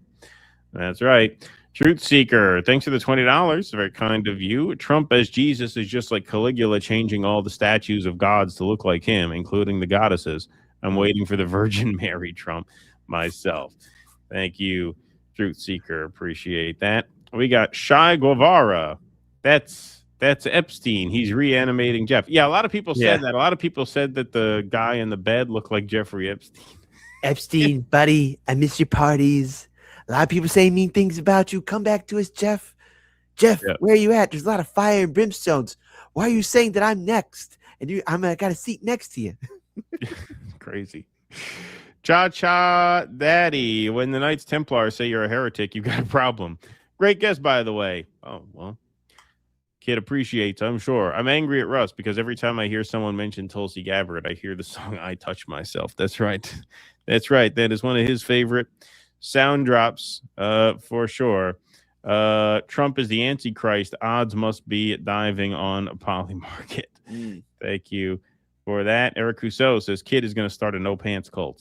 Hey, I'm the only podcaster you know that wears pants, people. Let's not be doing a heresy here. Yeah. Be doing a heresy here. That's right. You got the pants. You know, it's funny. Speaking of pants, I'm actually wearing, believe it or not, gym shorts under this. All See? right. I have my flannel, my plaid flannel shirt and a t-shirt, but it is kind of warm today in New York. Dude, it is humid outside here in Chicago. I'm so used to it being cold and insane. Now it's like, I'm kind of uncomfortable here, folks, but it's okay. I dress up because I love the audience. Yeah, this is a true podcast outfit that I'm sporting now. I had a t-shirt and gym shorts when I sat down to start prepping the show. And then I realized, you know what? It's a little chillier in the office than I thought it was. So I'm gonna grab a button down, wears a second layer, but I stuck with the gym shorts. So yeah, got the button down, the tee, and gym shorts. Yeah, it's really a little behind the scenes. I'm so used to it. I gotta start getting ready to plant my tomatoes. Yeah, gotta plant those tomatoes. Got to get those tomatoes in the ground. All right, we're gonna do our next segment here. All right, folks, this is a quick one. This is just a fun one, and then we're gonna get into more serious international matters and labor-oriented matters. But I just had to give this its own segment because it's just so funny. So Riley Gaines, tweets out in response to Trump's blasphemous meme here. Why? Seriously, I cannot understand why he'd post this. Oh, really? You can't understand it? You thought he was a serious man of God? Riley Is he Gaines. Looking for a response? Does he actually think this? Either way, two things are true. One, a little humility would serve him well. You know, I think a little humility would serve you well since you came in 5th place. You know, it's not like you came in 2nd behind the trans guy. That I would understand. You know, I would be sympathetic if that were the case. But, you know, you finished behind, 3 other women plus a man. Yeah. And so, you know, maybe a little humility would serve you well. 2, God shall not be mocked. Okay. So Donald Trump apparently didn't love that. Like, it's just amazing. Whoa. Again, everyone, you're going to be used. This is how he's going to use you. Yeah. This is it. Okay, go ahead. Like everyone. Like, it's just insane. So CBS News, President Trump says he's not a big fan of conservative activist and swimmer Riley Gaines, who campaigns against the participation of trans women in women's sports. Trump says, I don't listen to Riley Gaines. I'm not a big fan of Riley, actually. The article says, earlier Monday on X, conservative activist Riley Gaines says she couldn't understand why Trump posted the image, asking, does he actually like this? She added that a little humility would serve him well and that God shall not be mocked. When asked if he took the post down because of Gaines and other criticism, President Trump says, I don't listen to Riley Gaines. I'm not a big fan of Riley, actually. All right. So did Riley Gaines stick up for herself? Let's see. Did she do what, Megyn Kelly and Tucker Carlson and Alex Jones? Don't tell me she went falling back like an abused housewife. Don't tell me she did that. Let's take a look. No spoilers here. Let's see. States is upset with me. The AI generated photo. Sorry. Why is this giving me a hard Let's time? talk There we about go. it. I know you guys saw the post. The President of the United States is upset with me. Let's talk about it. I know you guys saw the post. The AI-generated photo posted to President Trump's Truth Social account depicting him as Christ healing someone. This was me, a lifelong Bible-believing Christian conservative this morning when I saw the post. Like, come on, President. I love the president. I support the president. I'm always in his corner. I think he's like a master troll, if you will. But for the life of me, I just can't understand why he would post something like this. So I took to my X account and I said, two things are true. Number one, a little humility would serve President Trump well. And second, God shall not be mocked. And not even within 12 hours, it has like 5 million views. The comments were filled with people calling me a rhino and a grifter and a liberal, a closeted liberal who's trying to destroy President Trump. Which those people aren't even worth responding to because normal people don't think like that. People who are not chronically. Well, some of those people aren't even people, but the ones who are the moronic audience that you have cultivated over the years on purpose. So, you know, you made your bed, now you got to lay in it a little. Online. But anyways, the president ended up taking down the Truth Social post with the AI image. Later that day, a White House reporter asked President Trump, did you delete the post because of critics like Riley? And he responded back by saying this. I didn't listen to Riley. He then goes on to say he's not even actually that big of a fan of me. I could have told you this morning when I posted that. That would be the Trump response. Following his comments, I have had a plethora of reporters from left-wing media outlets reach out to me for comment, trying to bait me into saying something bad about President Trump because he doesn't like me. Newsflash, I don't do what I do or say what I say to be liked. If that were the case, I would stick behind the slogan of trans women are women. I do what I do and say what I say because I have... Yeah, no, you really took the hard road. Okay. you really forfeited a lot of opportunities by not saying trans women are women. Like you're like a wealthy influencer superstar now because you refuse to say trans women are women. I like how, you know, she acts like she has too much integrity to just go along with the party line. I really stuck my neck out and now I have nothing except a TV set behind me with my name in big pink letters. And not to mention trophies in the background. Right. Yeah, exactly. Exactly. No, she really went hard on herself. Moral conviction, which seems to be a foreign concept to some people. Here's my response to the reporters from CNN, ABC, CBS. I love the president. And I am so grateful and glad that he is in the Oval Office. I will continue to support him and the America First agenda. At the end of the day, I do nothing for the approval of man. No matter who that man is, including the president. Our main purpose on this earth is to glorify the Lord, our creator, our savior, in everything that we do. That Truth Social post missed the mark. It's now deleted. Amazing. We are imperfect people. I know I am an imperfect person. I do not get my feelings hurt easy. And again, I know with the president, it's not personal. We've had our tiffs before. I just know that I want to spend eternity in a very real place called heaven. And I would love for the president to be there as well. Like one He ain't going. He said it himself. He said it himself. He's not going. Jesus is the way. He is the truth. He is the life. I am going to keep doing my part by speaking the truth and doing my best to lead people to Christ. And supporting the America First agenda, which in turn means supporting President Trump. Oh, boy. Okay, girl. Well, listen, take off your sunglasses and show me that shiner because that's what any kind of abusive spouse or friend who's stuck in an abusive relationship would say. Like, we have our tiffs. Yeah. Is that why you fell down those stairs the other day? We have our tiffs. Is that why you ran into a door? We have our tiffs. Is that why you're right now crippled right now? We have our tiffs. Oh, is that why you're 6 feet under? That's what an abusive relationship is like. How is anyone going to take you seriously if you're going to like say, oh, well, he was just joking around? He just insulted all of Christianity by depicting himself as God. And according to the tenements of all the denominations of faith of Christianity, you're not supposed to do that. Yeah. No, Okay, I don't think she would What do I show. I don't think she would show a liberal or a Democrat or progressive the same grace. That's just a guess. I love the president, and I'm so grateful that he's in the Oval Office. So this is her tweet. Of course, I'll continue to support him and the America First agenda. At the end of the day, I do nothing for the approval of man. Our purpose on this earth is to glorify him in all we do. The Truth Social post missed the mark. It is now deleted. Amazing. We're imperfect people. I know I am. I don't get my feelings hurt easy. And I know with the president, it's really not personal. I want to spend eternity in a real place called heaven. and I'd love for Trump to be there too. He's So not she was going. reading this. This was her statement. Jesus is the way, the truth, and the life. I'll keep doing my part by speaking truth and doing my best to lead others to Christ. And no, I won't be selling merch with his insults on them. Ha That's ha a dumb ha. move. That's a Oh. dumb move. Sell it. Sell it. Come on. Trump would do the same thing too. Well, that's a dig at Tucker Carlson. Did you see Tucker had the low IQ hat that he was selling at his And that's a merch brilliant store? move. I'm not hating him. I would roll with that too. That's what you got to do, of course.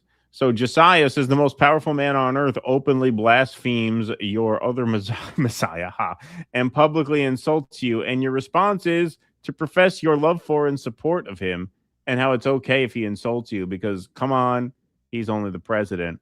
Real tied for fifth energy right there. And Clint Russell, now I think I can call a friend of the show Clint Russell. We had him on about a week and a half ago. Says, great example of how Con Inc. works. Riley does the right thing, defends her religion. Trump fires back because he's a toddler. Riley immediately goes into damage control mode because the Con Inc. invites get lost in the mail the minute you've upset the Lord Emperor. Pathetic. Yeah, these people are all just bottom feeders. Yeah, you know, the Eric Dohertys, the Riley Gaineses, the Gunther Eaglemans, right? Don They're all LaFleur. just bottom feeders. I mean, these people have absolutely no principles or convictions whatsoever. And it's funny how she starts out, it's kind of telling on herself. Yeah, it's not like I'm a grifter or anything. I'm just going to say I love the president and I'm so grateful he's here. And yeah, even though he just trashed me publicly, I'm going to assume it's not personal. I think it was personal. I think he takes it very personally whenever he is criticized at all. I think that's pretty obvious. Yeah, he can't take criticism. He is somebody who has to always be in the correct. And the very fact that, again, when Ashley Sinclair dropped her tea, which is stuff that you should know, I should know already, how this influence culture works, it's very clear that Riley, you don't want to lose the figgy pudding. You don't want to lose the access. You don't want to be not invited to the cool kids club anymore because you actually posted a very rational response to an insult to billions of people of the Christian faith. I mean, stick by your guns. If anything, if your audience was paying attention, like, well, wait. I mean, if a Democrat did that, if a progressive did that, if one of us in the independent left had done something like that, forget my it. goodness! We never hear the end of it. It'd be the end of the day. So, yeah. I mean, to her audience, is that acceptable? Do you want to waste your time listening to someone who will give a pass to that? Now, I'm on the left. All right. And I'm not going to give a pass to what Trump is doing. And if a Democrat did that, no, I wouldn't give a pass to that either. I've gone on record. You have gone on record challenging the Democrat Party, and especially their neoliberal agenda.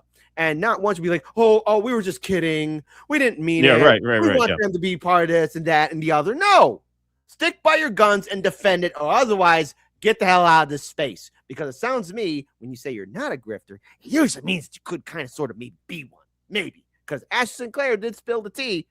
And now everyone should be questioning everything, which is what the audience should always do. But that was just like, you just let him get away with not only insulting your religion, but also insulting you. And you said, oh, it's okay. Yep.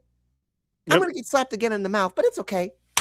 Shut up. That's right. 866 likes. And we are at 2132 in the YouTube chat.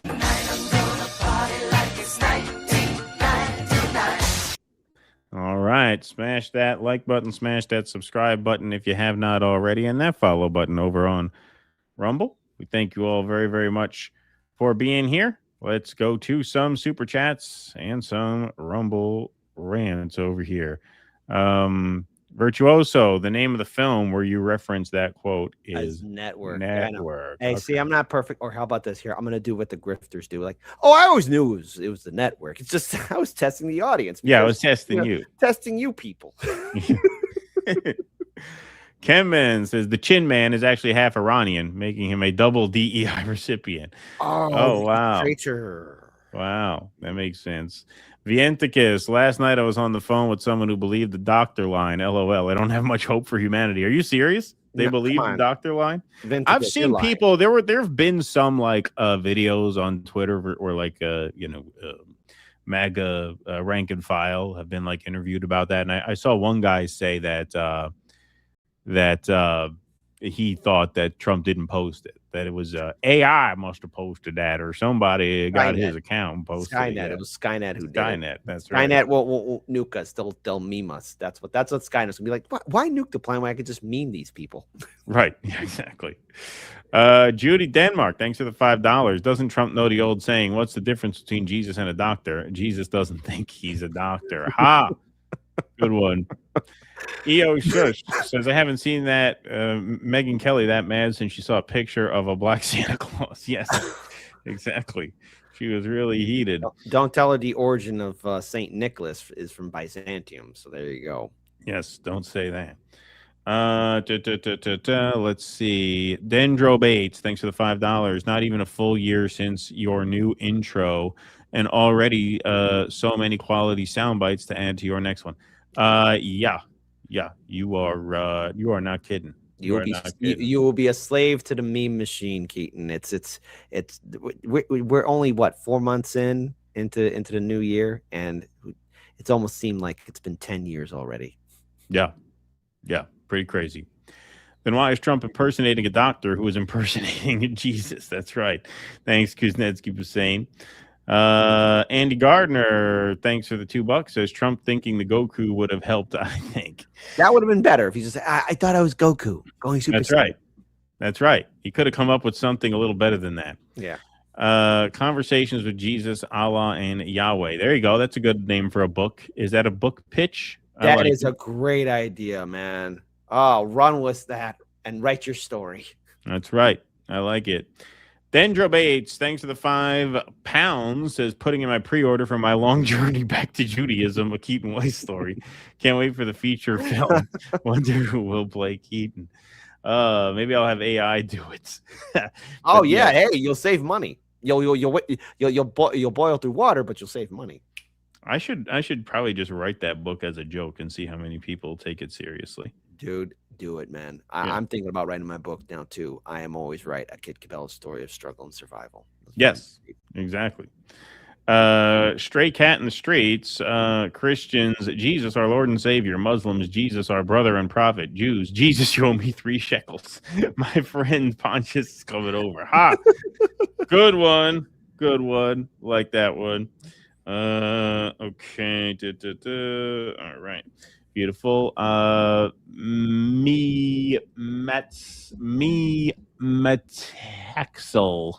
Sorry if I got that wrong.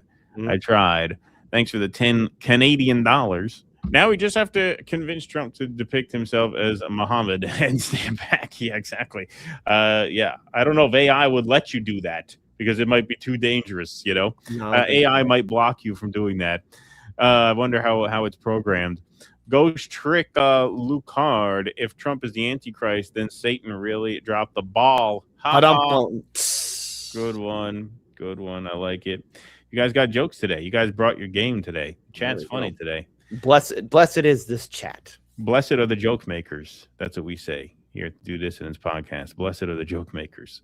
Okay, what do we got here? Ravid Laz over here. Another RFK one. My main gripe with these popes is that they haven't been approving of felching. When he was alive, I was lobbying Pope Francis's Spanish about comiendo culo, and he wasn't very amused. Ha!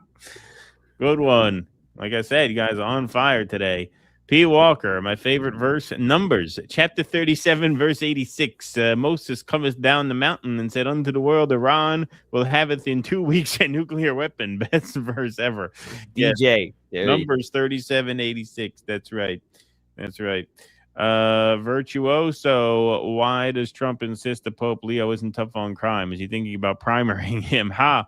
If so, I don't mind Pizza Balla. If he was elected Pope, Italy would have finally qualified for the World Cup. That's right. That's right. You need a pizza balla over there. Mm-hmm. Well said, Virtuoso. Well said. All right. We're going to move right on along here. Okay. So before we come off of the Trump craziness and go into more international territory, because we do have a couple of, we have an Israel story and we have an Iran story. And those are very important. But as long as we're on the, as long as we're doing the comedic portion of the show, I do want to do a segment about DoorDash Grandma, because as many of you know, I drove for these gig apps for many years. And so I have some notes for this segment that I think you might find valuable. Yeah. I hope so. So here is Donald Trump getting a DoorDash delivery to the Oval Office. Because don't forget, he kind of called this press conference like impromptu, and it was like breaking news. Breaking news: Donald Trump called a press conference. It was right after I did my show. It was Yeah. right after I did my Monday. That's why I had to edit it, because I had to respond to this quickly because of just how absurd this was. Yeah. So calling a press conference in the Oval Office, people were like concerned. Is there going to be some big news about the war? Is there going to be a big announcement? Turns out that was probably just a setup for this, because obviously they needed the DoorDash grandma to come and give him his McDonald's as part of the 1-year anniversary of the no tax on tips initiative. So let's take a look at this video.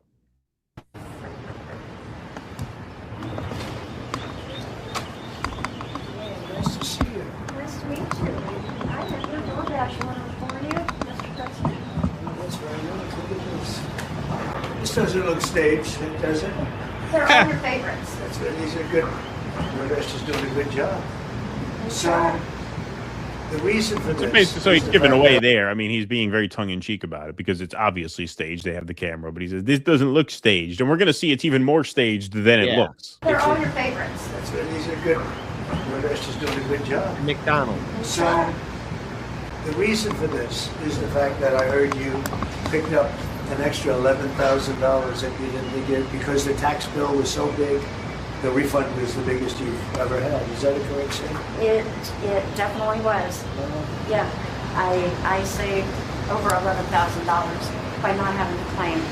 Was that surprising to you? It was very surprising. Very A surprising. great big beautiful bill. And that doesn't include overtime in your case. This is only just based on what we did in terms of. Yeah, I don't know what these numbers are.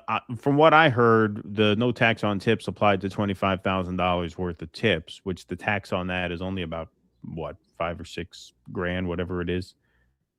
Maybe even less depending on like other deductions that you have. But so I don't know where she gets the 11,000 number. That could have been like an overall tax thing. You'd have to drive a whole lot of DoorDash to save 11 grand on taxes. It's one thing to say I didn't have to declare 11 grand worth of income. That I buy. Yeah. But to save 11 grand on taxes, that's a lot. That is a whole lot. Obviously, we don't know her financial situation. We can't make any factual claims about her, but that seems like a very big number that she saved $11,000. Also, let's look at how sad this is too. Imagine you like work your butt off in culinary school. You go through the grind of being a chef, and you actually get the most top tier position in the White House. And this man orders nothing but McDonald's. You're there, and you just realize you have all these skills, and you're nothing. You're nothing. You have a whole team of people that could make you any kind of meal you want in the White House kitchen, and this man orders McDonald's. So either one, that chef is terrible, or two, just Trump is addicted to McDonald's, and this just how he's alive after consuming so much of that product, not food, product, because that's what the CEO called it, is a miracle upon itself. And then look, you got somebody's grandma. Like, this is not a feel-good story of grandma doing DoorDash. Oh, trust me, I got plenty of material on that. Don't worry, we will get into that plenty. Every other aspect of the tax bill, right? Yes, sir. So it was 11,000 saved. Yes, sir. Isn't that incredible? And that's what it is. How is that tax possible? cut? It's really, we call it the great big beautiful bill. We should call it the great big beautiful tax cut bill. To save $11,000 in taxes, you'd have to make like what, $40,000 in tips? As I understand, the tax thing doesn't even cover that much in tips. I don't understand how they get to that number. It's a tremendous amounts of money, and that's overtime. That's also on Social Security, as you know. Yes. And it's pretty amazing. Okay, now there is no overtime when you're a DoorDash driver. So Trump says that's not counting overtime. DoorDashers are independent contractors. You don't get overtime. You don't get overtime. You can work as much or as little as you want, but there is no overtime pay because you're not an employee. So he's not very well versed in this. Yes, it is. You're really nice. Would you like to do a little news conference with me and these people? No, These are not the don't nicest do that. people. They're not nice like you. You know that, right? do whatever you ask me to do, sir. So the no tax on tips is something special, right? It's very special. And that's the one that really pertains to you more than anything else. Yes, sir. That's fantastic. And so, such an honor to meet you. And I think you voted for me, did you? Maybe. Maybe. I heard You voted for me? I'll put this over here. And why don't we have a news conference with the president? Let's have a news conference. You know, I'm feeling lucky. I'm on such a hot streak lately. You know, everything's breaking my way lately. Let's put you in front of the camera. Let's do a little news conference, huh? Operation Human Shield. Yeah, I'm feeling really lucky. So here we go. First question out of the gate. He asks her, do you think men should play in women's sports? And she says, I don't have an opinion on that. She leaves him hanging. Playing in women's sport. Do you think that men should play in women's sports? I really don't have an opinion on that. You don't, I'll bet you do. No, She leaves him hanging. No tax on tips. Yeah. Okay. Actually, I'm trans myself. That'd be I funny. just registered for the senior flag football league. Yeah, it turns out you need a wing In the bone and women's balls. league. You need wing bone and balls. Actually, yeah. If you think Brigitte Macron is packing, why don't we go into the bathroom? I'll show you something you bet you weren't expecting. Whoa, you're bigger than Bubba. Yeah. Oh man, it's so pathetic. Like, this is all they have at this point is the men and women's sports. He keeps going to that over and over again. Playing in women's sport. Do you think that men should play in women's sports? I really don't have an opinion on that. You don't, I'll bet you do. No, I'm here about no Pizza. tax on tips. Yeah. I'm just here to talk about what I was sent here to talk about. I don't have an opinion on nothing else, Mr. President, and don't you get me started on them Jews. Don't you go ask me about them Jews and them Arabs. I tell you, from where we come from, we ain't fond of none of them. Hey, you gotta be quiet about the Jews thing. Bibi will get on the hotline. He'll bomb the White House and say it was Iran. We ain't like none of them kind where I come from. So don't ask me about that, please. You might create more problems for yourself than you already have. Well, let's see. What else happens? Oh, yeah. Trump gets put on the spot over whether he's a good tipper or not. Oh. He saves himself real quick. Here we go. Do you know? Wait. Are the White House good tippers? Do you know? Wait. Potentially. Quick. Yes, very. Mr. Has the cash ready. Thank you. You reminded me. He was not going to tip her. If you didn't remind her, he was not going to tip her. Well, of course, they tip on the apps with the food apps, but you know, he didn't order this. He's just he's just playing along. He's playing his part there. Be like, yeah, damn it, I didn't want to tip her because he probably tells people who order food on the apps don't tip at all. No. Yeah. So here she is being interviewed about this thing. Trump flew Sharon Simmons. So here we go. So it's more of a setup than you think. Trump flew Sharon Simmons from Arkansas to D.C. to make a fake DoorDash delivery where he used her husband's cancer to claim his Jesus picture was signaling that he's a healer. Yeah, that was the same press conference.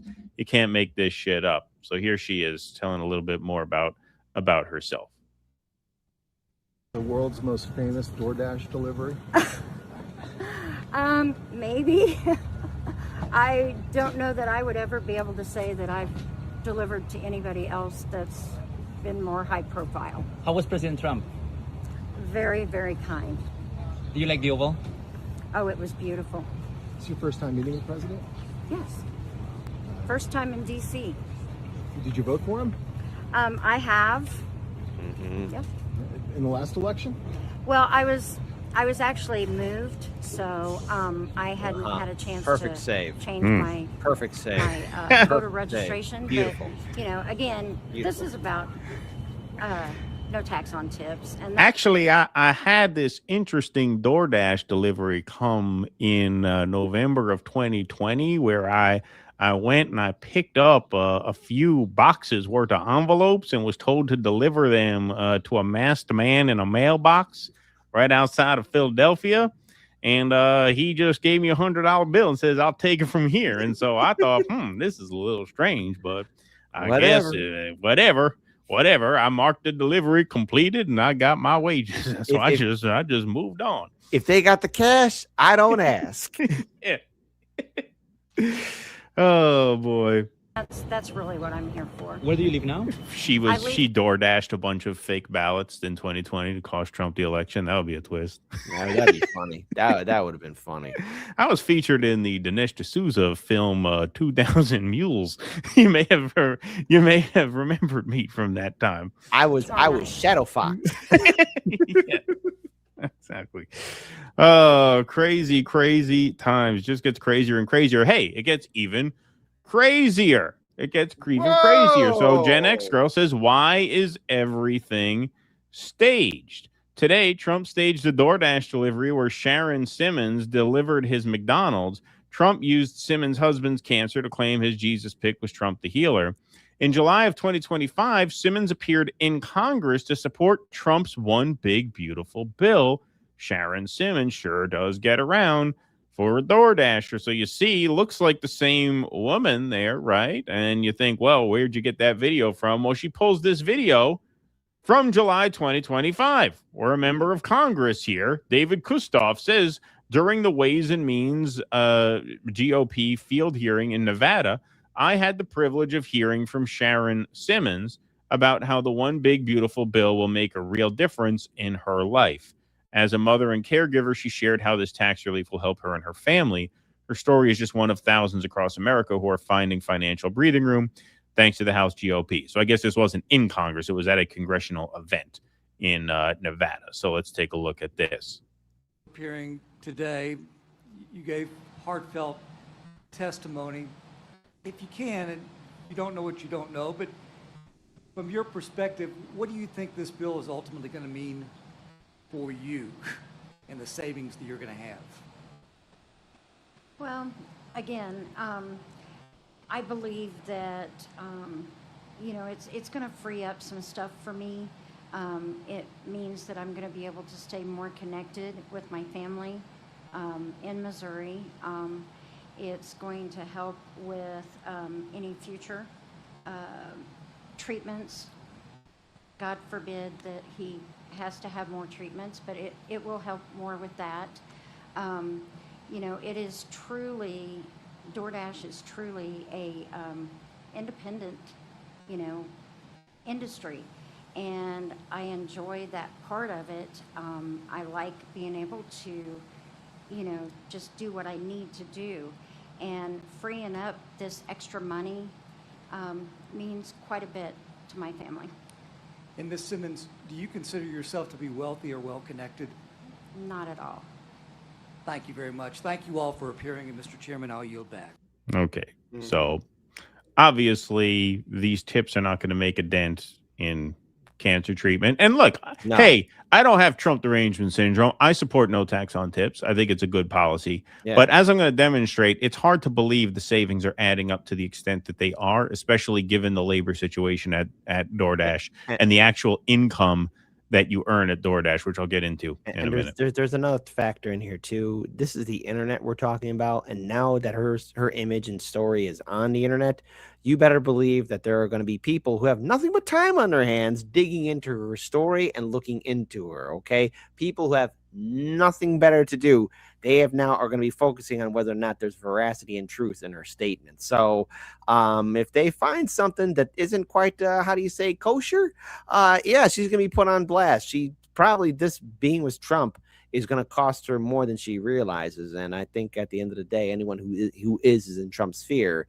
is going to get stuck with that curse of the Trump, not derangement syndrome, but the Trump downfall situation. So let's find out just really how authentic her story is. Well, I mean, I don't doubt that she is a DoorDasher and that she, has a sick husband. I don't know where they get this $11,000 from, but I'll get into that. Yeah, I'll get into that. Some doesn't add up here. Okay, I'm just saying, just like, again, anyone that becomes a big darling to the media or that gets a lot of front center. It's just like what's it Palm Beach Pete? That right. Situation.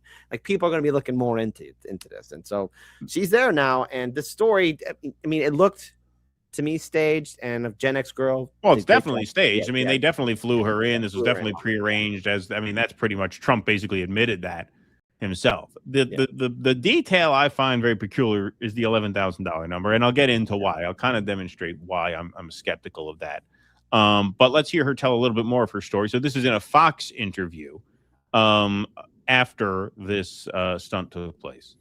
What does this no tax on tips mean to you? I mean, I don't know what the structure of payment is there at DoorDash, how much you get in salary per delivery, and then how much of your income is tips. Can you kind of break it down to us and tell us what this no tax on tips really means for you? Well, what this really means for me is, as they said last year, my husband, he was diagnosed with stage 3 cancer. Sorry. During that time, I was able to take some time and take him to his appointments and, be there with him. But, as you know, going through treatment, even with insurance, you kind of break the bank. And, we pretty much went through our savings. And so when I found out about the no tax on tips, I was like, this is incredible, because this, it's not going to replace my life savings, but it's going to help certainly with future doctor's appointments and future things that, we have going on. Sure. How much would, oh, go ahead, sorry. It means a lot. How much would... Okay, so that's a little more background. Husband diagnosed stage 3 cancer, wiping out our savings. Cancer wipes out people's savings in this country. Great country that we have here, where if you get cancer, you lose your house, you lose everything. So Arnold Bertrand put it really well. He says the most fucked up aspect of this is the DoorDash grandma t-shirt she's wearing and the implications of this. I checked, and this is a pre-organized PR stunt between DoorDash and the White House. They boast about it on their website. They even cut an ad for it, which we'll see in a minute. The lady, Sharon Simmons, grandmother of 10, who has completed more than 14,000 deliveries, isn't even from D.C. They brought her over from Arkansas as a prop for this. Think about just how uniquely rotten things need to be in order for this to happen. She is literally a grandmother relying on gig work because she can't afford health care for her husband's stage 3 cancer. She doesn't even get paid a living wage and needs to rely on tips. And as an independent contractor, she gets no benefits, no health care, no retirement. That's right. Which means she is an almost perfect illustration of the failure of the American social contract on almost every level. Healthcare, labor rights, retirement, wages, etc. Any decent human being looked at her story, let alone policymakers, should feel only one thing: shame. Yet DoorDash and the White House looked at this woman and saw a photo op. They flew her from Arkansas, branded her DoorDash grandma, and used her as a mascot for a tax tweak, no tax on tips, that wouldn't even begin to cover her husband's chemo sessions.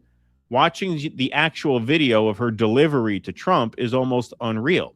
Trump opens up by saying, smiling at the camera, "Who says it looks staged? It doesn't." They immediately proceed to do a joint press conference to a bunch of journalists who were conveniently standing right there.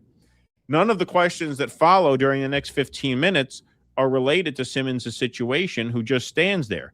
Journalists, the president, and cameras all obsessing over culture wars and the actual war in Iran, while the walking embodiment of the country's deepest structural failures, yes, healthcare, labor, retirement, stands silently in a corporate t-shirt, unmentioned and too uncomfortable to confront. Yes, it reminded me a lot of this. Remember George W. Bush in that famous recording where the woman's talking about how she works 3 jobs and he says, "That's uniquely American. That's great." Here it is. Comfort to know that the promises made will be kept by the government. You don't have to worry. That's good, because I work 3 jobs and I feel like I contribute. You work 3 jobs. 3 jobs, yes. Uniquely American, isn't it? I mean, that is fantastic that you're... No! Yeah. It is uniquely American. I don't know how fantastic it is. You get any sleep? Get any sleep? No. Work till you're dead, people.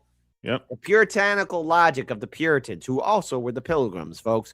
Work, work, work. Get close to God. Work, work, work till you're dead. And what's everybody's favorite best confession?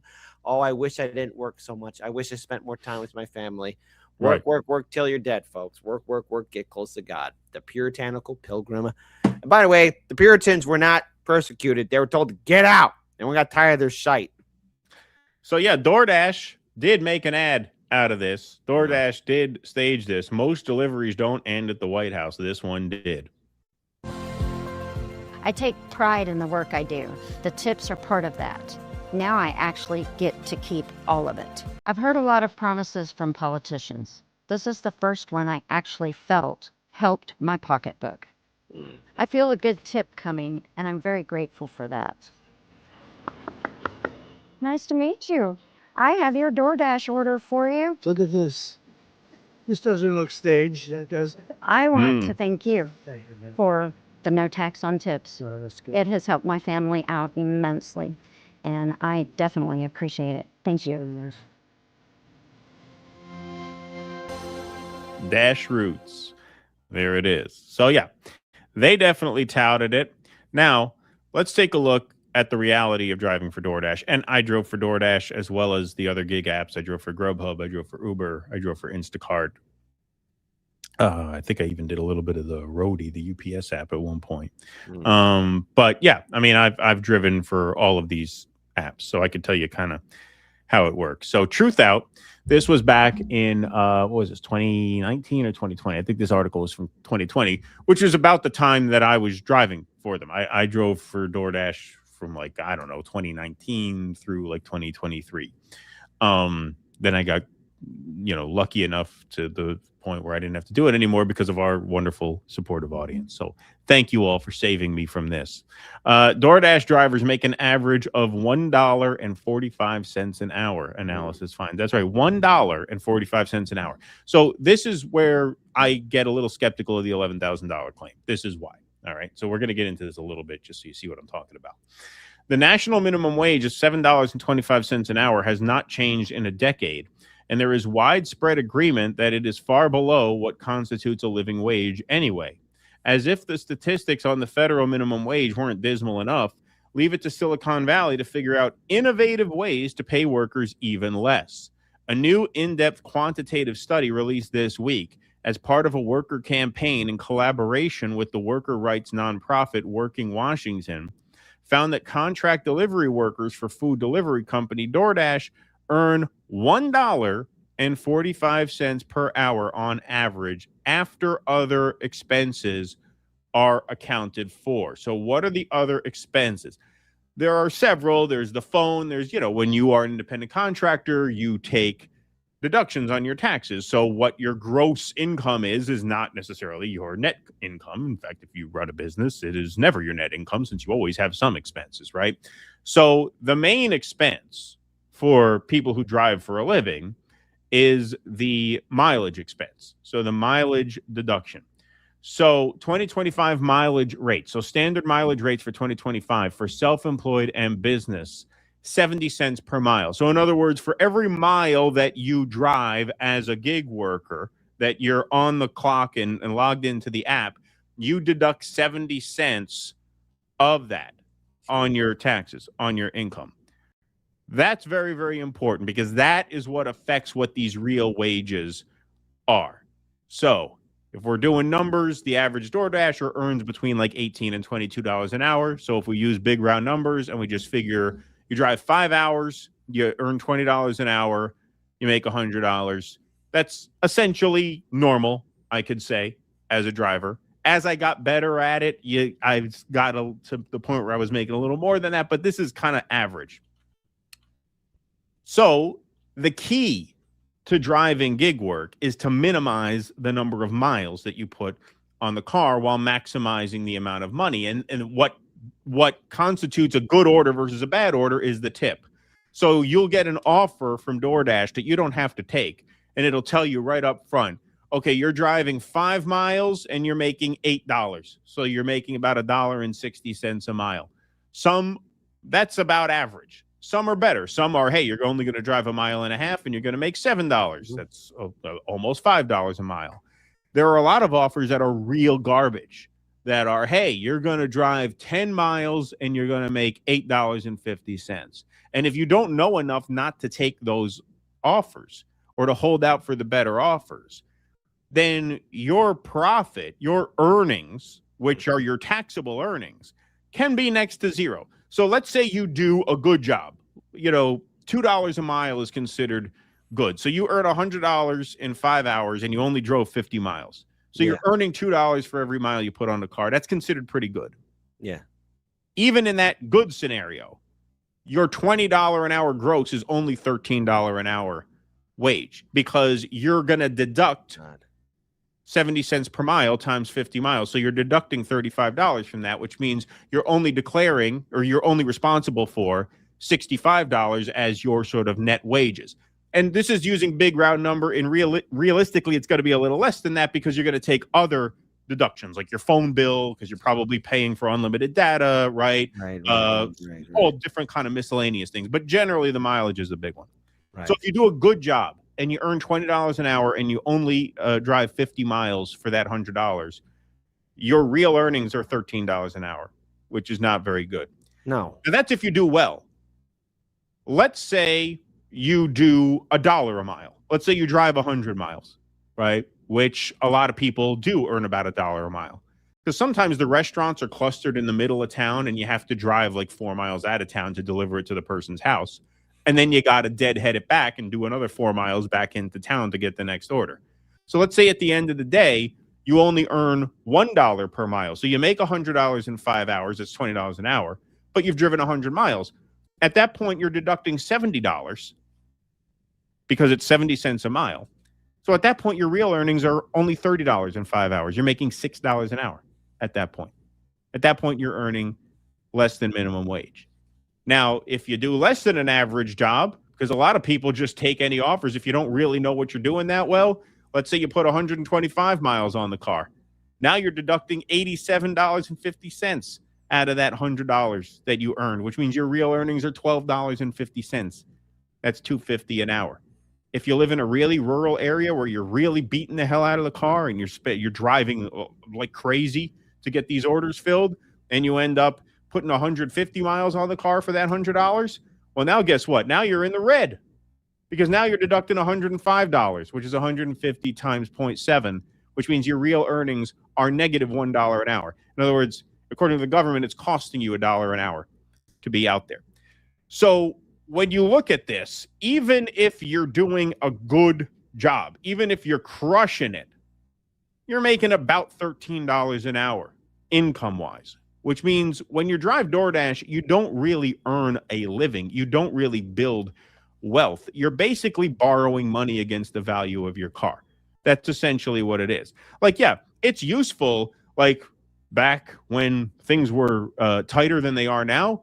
You know, toward the end of the month, we'd figure out how much money we needed to get all the bills paid at the beginning of the month. If we needed like $500 in the bank within 4 days, I could go out and I could just drive till I'm blue in the face to get that money in the bank. It's useful for that, but it's not useful in terms of actually like building wealth or actually like making a living. You're essentially borrowing money against the value of your car. Even if you do it well, as you can see, after taxes, you're earning very little, which makes the $11,000 savings figure not at seem pretty dubious to me, because you would have to earn a fuck ton of money on DoorDash for that amount of savings to be what you're actually not avoiding. You're doing this legally, of course, as per the one big beautiful bill, that you're actually saving on taxes.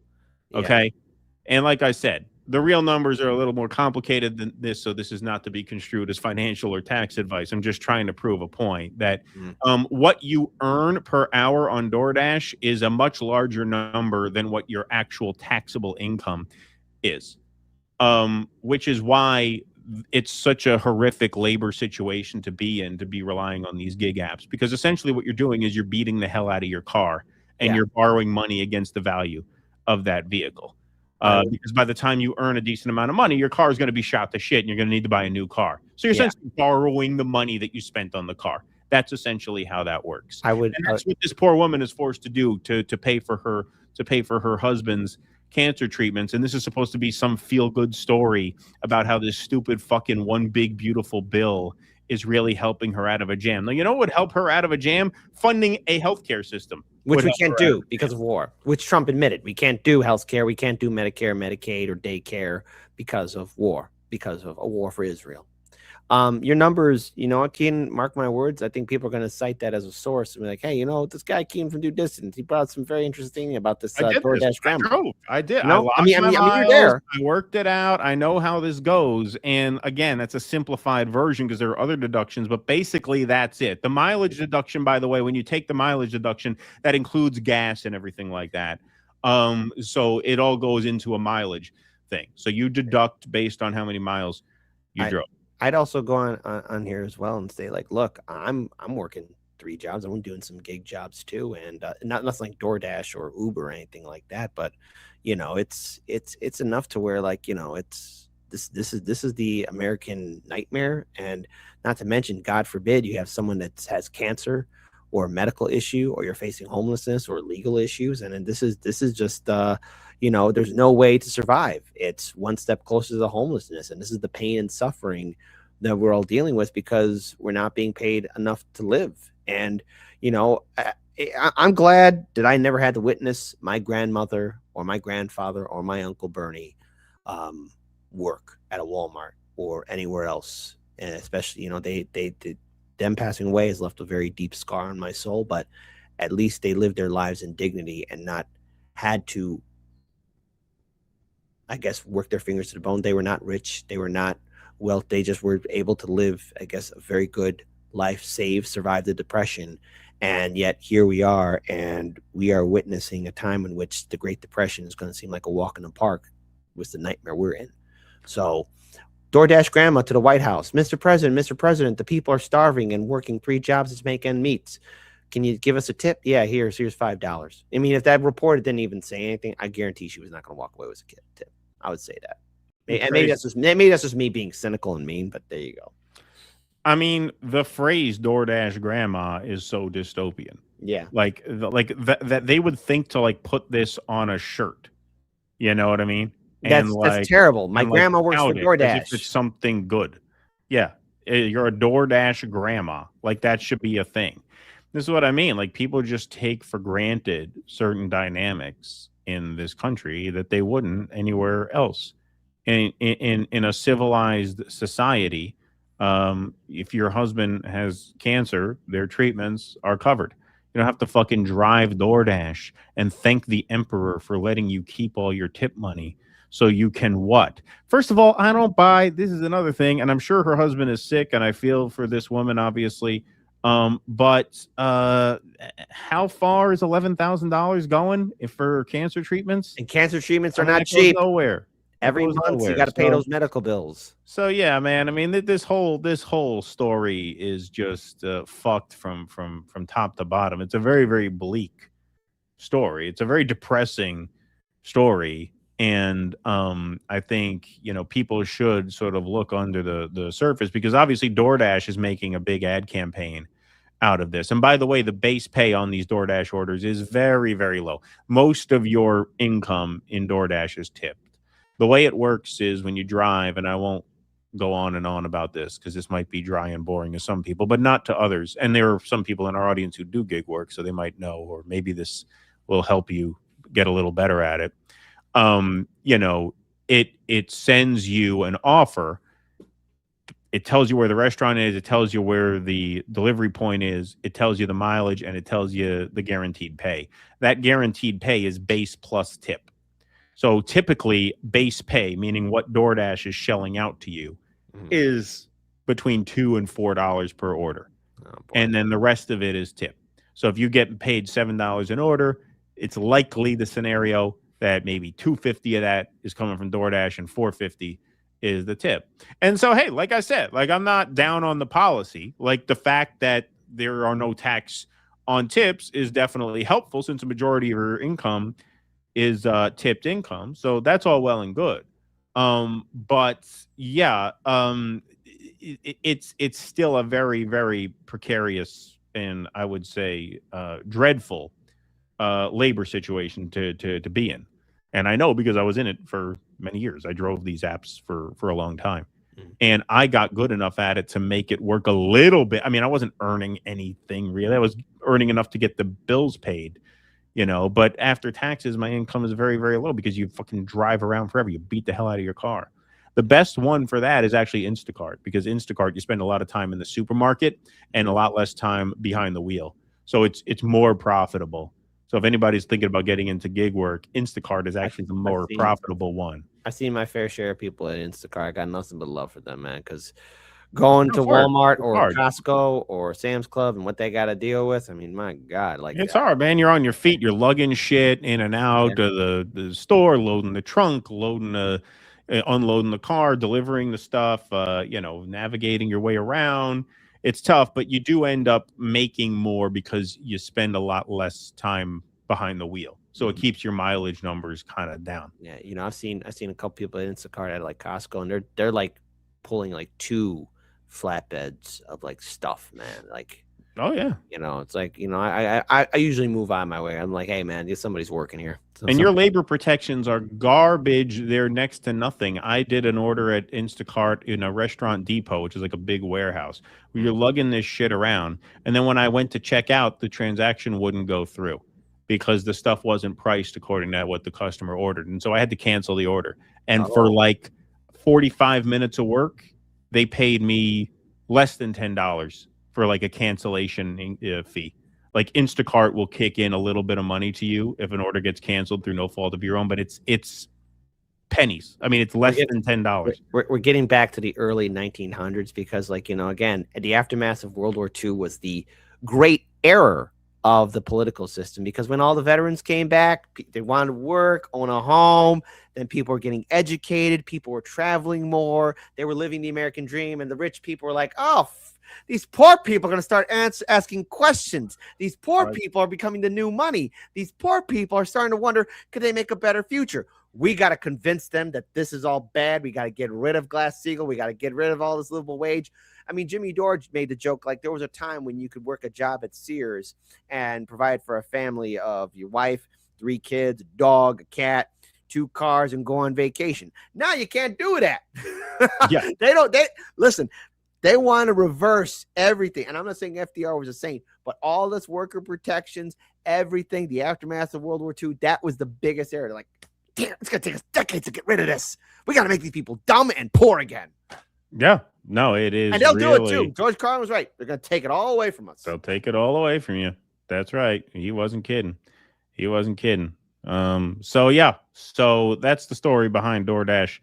Grandma, I don't want to sound like I'm coming down too hard on the lady. I feel for her in her situation, and she's a worker, and she's doing what she's got to do. But it is, but I there's certain parts of that story that just make me scratch my head as someone who did this. Where do you come up with $11,000 in savings? I could see saying I don't have to pay. There is 11,000 worth of income that I'm not, that I can understand, but I don't understand where you get the 11 grand from. So not saying they're making it up, but they staged a lot of what's there. So I don't know. I don't buy all of it. I'll say that. And I do hope that her husband is able to defeat cancer.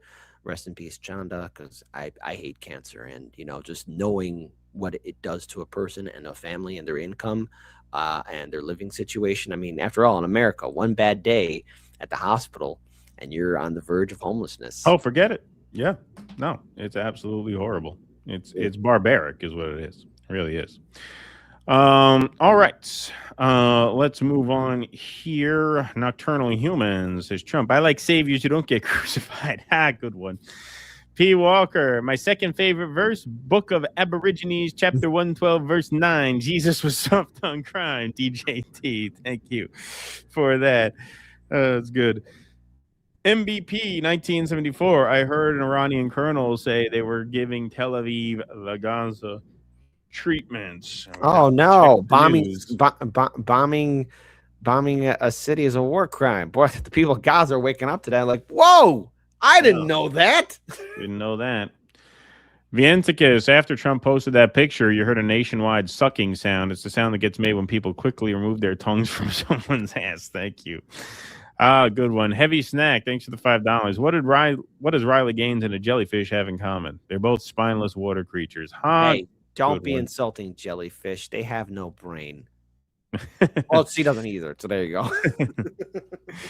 Vianticus, the way Riley reacted to Trump insulting her immediately made me think of a certain, for some reason, popular action in porn. Oh. SB Zip 5KN, critical support to the ACP. Haas revealed he's under investigation. Wow. Fuck the fake Fed left that falsely accused him of being a Fed and fascist. Wow. Thank you for that, SB. Didn't hear that. Vienticus Prime. Oh, yes, I'm completely serious about that phone call. This person is a born-again Christian. Oh, well, I guess they'll believe a lot, right? Vienticus. Also, while I was in the VA, there was this 70-year-old guy in a MAGA hat watching TikToks with the volume up at an annoying level. I was like, man, talk about a painted image. Huh. Good one. Mark Pugliese. Lee Camp didn't do the headbang when he co-hosted. Did he not do it? He didn't do it? He's got a good head of hair for it. Oh, that's hey, Lee Camp. What gives, man? You were blessed with the long hair. You got to do it. He doesn't have no choice. He's got no choice. Jason Alexander is Keaton. Ha. Good one. Oh, speaking of jokes, what do you call a fish with no eyes? FSH. Thanks, Vienticus. Darren Levy, 3006. Thanks for the £2. Timeline of Pope Leo, the 14th, 2028 presidential run. That's right. Chicago's taking over the White House. And listen, folks, we are going to fight dirty, Chicago style. Chicago style. That's right. Topher 10100 say thanks for the $5. Trump is not Jesus, but he did stay at a Holiday Inn Express last night. Ha, good one. Nizar G says, I'm behind on the stream and can't stop laughing at Keaton saying the Meek should be investigated for fraud. This show is going to be great. Sub Kit. Well, thanks. Well, what's up to you too? Hope you're enjoying it back there. Hit the like button, hype the video, share the video. There you go. Yes. Wherever you're at on the timeline when you get here. Thank you, Nizar. Appreciate that. Oh, this is why there were so many of these. There we go. Okay, because I think I copied some twice, maybe. Is Trump doing a Yossarian, acting unhinged to trigger his own removal and extract himself from an unwinnable war? Maybe. Good as explanation as any, because there's no rational explanation that is consistent with any sense of political self-preservation. That's for sure. Vienticus Prime, I think it's telling of her not having an opinion on men and women's sports and that she probably still needs her job. Interesting. Yeah. She's probably saying, yeah, it's a good question. Like if she was put up by DoorDash, if DoorDash, that's a good insight, Vienticus. Like if DoorDash was hooking it up with her where like they're going to film an ad with her and they're going to kind of make her somewhat of the face of the company, at least for a few news cycles. They may have told her, like, listen, don't take an opinion on anything else because we don't want DoorDash to be associated with any other political viewpoint. That's that's a good take there. Subway learned the hard lesson of having a person as their mascot. Yeah, right. That all went swimmingly well. Yeah, they don't want a Jared. We don't want a Jared situation on our hands. Yeah, exactly. Jesus, wow, what a guy. I came in here and said, wow, what a guy. Not doing so good these days. Creepy Jesus, they call him. Not good. Believe me, not good. He put his hands on the sick. No gloves. Yeah, no gloves. Disgusting. Why Arkansas? I blame Huckabee. There you go. Shady Deals from Arkansas. Maybe she picked up. Does your pizza shop do DoorDash? Shady Deals? Maybe you've seen her before. Raven Laz, RFK responding to DoorDash video. See, I told you, fucks. Trump's an empath. He bombed these kids in Menob so they wouldn't have to grow up in the regime. Thank you, Raven Laz. Nocturnal Human says, I wanted to volunteer as a morning moderator. I'll only censor spam bots with suspicious links. What's the email? Well, I don't think you need to email us. I think I can just set you up. If you want to be a mod, yeah, I'll just add you. Be blessed. Yeah, you could be blessed. Be blessed by the Pope. There you go. Be blessed. Blessed or the mods. All right. Yeah, I'll add you. If that's your Rumble name, that's all I got to do, I think, is just add you as a mod. So you're hired. How do you like that? You didn't even have to show 2 forms of ID. You didn't even have to prove you're an American citizen. I hired you anyway. There you go. Lee Camp. Oh, see, yeah, this one. Okay. Lee again. You know something? I'm very upset with Lee, and people could share this on social media. Like, I'm upset he didn't do the headbang, and he's got all that beautiful long hair. No, what he did is an insult, and theoretically, it's a war crime. It's a war crime. It's a war crime with not doing the headbang. Not doing the headbang. Yep. That's against the law. People say that. A kid said that to Lee Camp. Yeah. What am I getting all the hate for? Yeah, exactly. Yeah. Vianticus says internet autism likes to dig into people's lives. Oh, yeah. Oh, yeah. Jeffrey Debert, Oregon Amazon worker died on the job. Employees were told to keep working and ignore the body. Is that news? I mean, I know that's happened before. That's a story that's being shared on social media. It's not the first time it's been told. Here in Illinois, there was a story of a warehouse. There was a big tornado coming its way at an Amazon fulfillment center, and they were told not to leave. Tornado hit. 6 people died. I remember that. And they had plenty of time to escape, too. I remember that. Time. Yep. I wrote a little blog post about that way back when. But yeah, I remember that story. That was like what? Like 2022, something like that? Yeah, 2022. Yeah, I remember that. Yeah. Something like that. Yeah, I remember that. A horrible story. Buster Blue Sun says no tax on overtime, only applied to the half part of time and half OT. If I work my off day at a time and a half, it's only applied to the half amount, not to the entire 8 hours of OT. I only save $500. Yeah, that sounds about right. That sounds about right. They always find a way to fuck you. That's why the $11,000 figure just seems very suspicious to me. Like, I don't know enough to refute it, obviously, but it does not seem like a very realistic figure that you would save 11 grand. For sure. Okay. All right. We're going to move right on along here, folks. Thanks so much for being here today. Got a couple more stories to do. Did you guys see that? Oops, hold on. What happened here? Something I forgot to do. Let me take a look. Something. Okay. Where is that? Where is that? Hang on. I gotta find this. Sorry, folks. Doing the show myself here, so prepping myself. I think How about this? I'll go ahead and go ahead. Be sure to like, comment, share, subscribe to Do Dissidents. Be sure to follow them on all their social media. And then as a little bit of extra love, be sure to give a shout out and support the Hard Lens Media. Follow us on all of our social medias as well. And help boost up the algorithm rhyme by sharing, liking, commenting, hyping up the videos, and sharing them with your friends and colleagues so that we can bring truth to power through independent media. Do Dissidents, Hard Lens Media. And shout out to all of our other colleagues as we are fighting to speak truth to power and build a better future. There we go. Yeah. Nice. Awesome. Thank you. Awesome. Way to vamp. That's how it's done. Okay. There we go. All right. So I still don't know where the video file is, but I think I'll be able to screen share it at this point. Thanks to Kit Cabello, unless this is it. Nope, that's it. I got it. All right. Let me upload it right now, and then we will That's what I'm here. That's why I get paid the big bucks, folks. That's right. Big That's bucks. right. And then we will be getting on with the program very shortly here. Just let me do this. Where is that? There it is. Beautiful. Okay, got it. Done. All right. So you may have seen this. This has been the talk of social media. This lovely photo here from the West Bank. Yeah, that's a real photo. That is a real photo, despite the insistence of certain Israelis that this is somehow not authentic. So, L'Espresso, this is an Italian magazine. Yes, Kit's people. The annexation of the West Bank, with soldiers complicit in the settlers' actions, Gaza annihilated, the advance into Lebanon, the border violated in Syria, the war on Iran, ethnic cleansing and massacres. Thus, the Zionist right gives shape to greater Israel, the issue of L'Espresso in newsstands and on apps. So what you see here is a picture of an Israeli settler in the West Bank taunting a Palestinian woman. And Rabbi Pupko insists Italy's magazine Espresso Online, publishing anti-Semitic Der Strömer-worthy imagery, should clarify where they got this image from. The military vest worn here is no longer in use by the IDF. The wedding ring and bracelet are never worn by ultra-Orthodox men.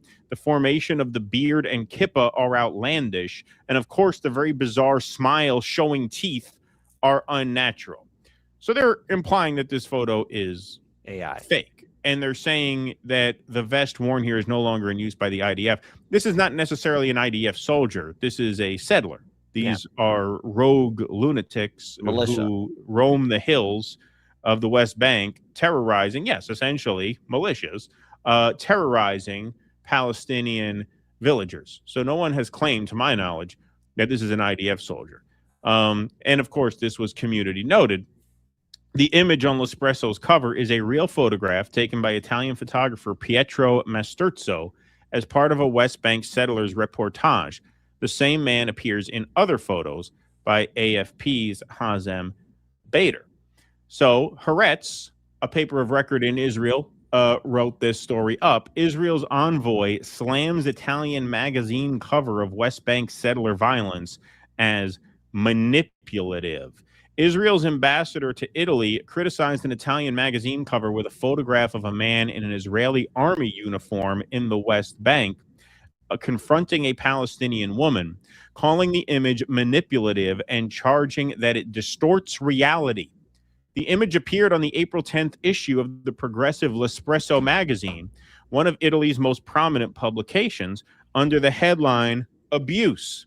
The outlet dedicated 5 articles to how the Zionist right is shaping Greater Israel, including the ongoing settler violence committed against Palestinians in the West Bank.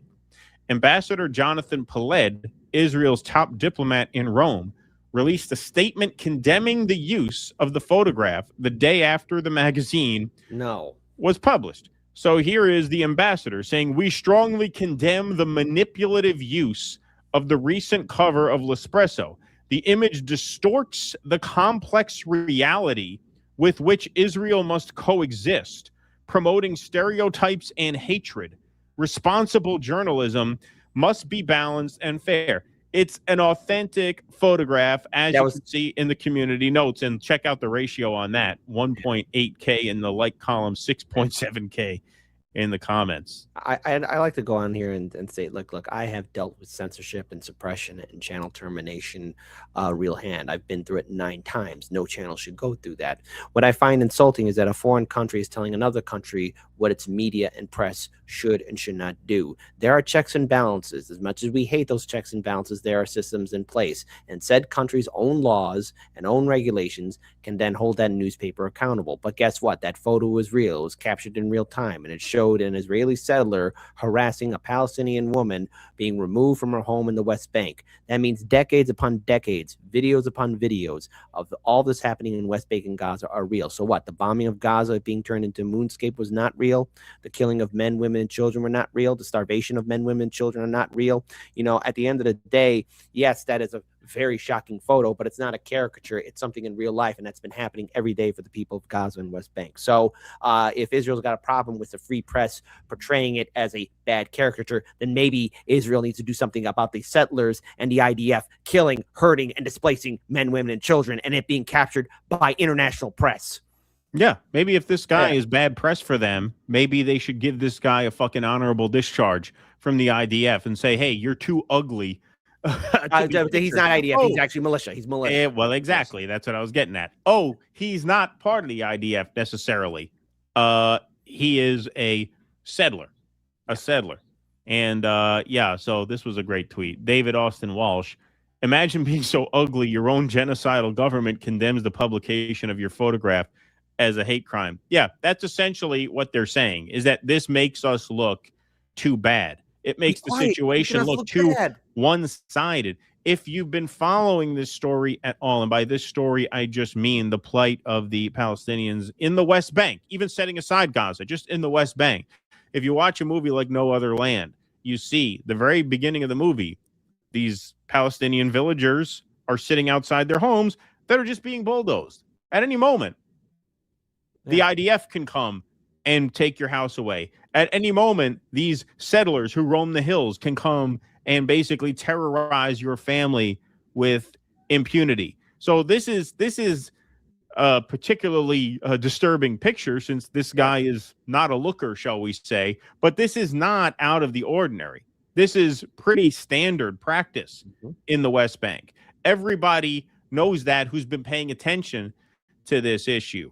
And when this becomes front page on a magazine, it brings more people's attention to the issue. And that, of course, is what the Israelis are objecting to.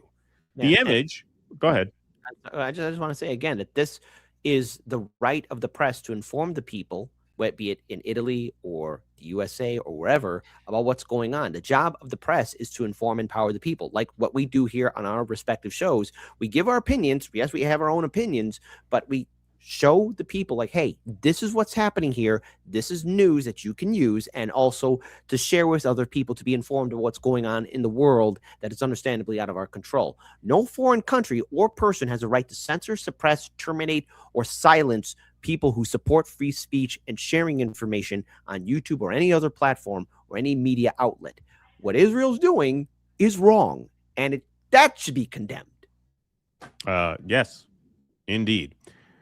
The article continues. The image was taken by Italian photographer Pietro Masturzo as part of a West Bank reportage. Similar images of the same man and woman were documented by AFP photographer Hazem Bader during an October 2025 incident involving reported damage to Palestinian agricultural land. The man also appeared in an image published by the New York Times in December in a story about settler violence. On Instagram, Masturzo wrote that he was proud that the magazine published what too many media outlets and politicians still turn a blind eye to. Good for him. Together, we are trying to not only report Israeli crimes in Palestine, but above all, to support and express our solidarity with those Palestinian photographers who risk their lives every day to denounce the abuses suffered by their people, he added in the post. Thousands of users on X replied to Paled's original post, most of whom pointed out that the photograph was an accurate reflection of reality on the ground in the West Bank. Some shared additional footage they said depicted more severe incidents of settler violence. Yeah, like I said, anybody who's been following this knows that, this photo and the accompanying video are relatively mild compared to the horrors that we've seen in the West Bank, though still a horror. So, what do you know? What do you know? Here's the actual video of the event. So you can prove the accuracy of the photograph. So here it is. As usual, pro-Israel and genocide enablers rushed to attack Espresso Weekly, claiming the photo of an Israeli soldier harassing and mocking a Palestinian woman was staged until the magazine released the video. So here's video.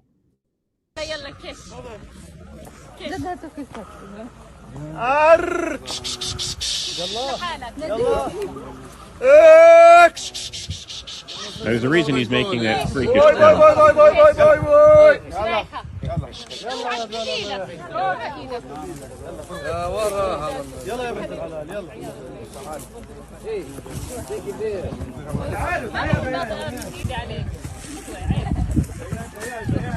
Now, just so you understand how brave these Palestinian villagers are, these fucking freaks can essentially do whatever they want to them. Yeah. And they're not going to be punished for it. No, they'll get away with it. Like these people, this woman here could very easily just be killed. Yeah. And the people who kill her could trust that they're going to get away with it. That's the dynamic in the West Bank. It is a Nazi-like occupation where Palestinians can be abused, robbed of their land, beaten, and yes, even murdered with just about absolute impunity. Now, what you see there, the guy making the weird animal noises, just to add context to what that is, the context of the Espresso photo explained by Pietro Masturzo, the photographer who took it, the settler's expression is the consequence of the gesture he makes, mimicking the sound the shepherd makes to gather his flock, addressing the Palestinians as if they were his own beasts. So those were mocking noises. So less than human. Right.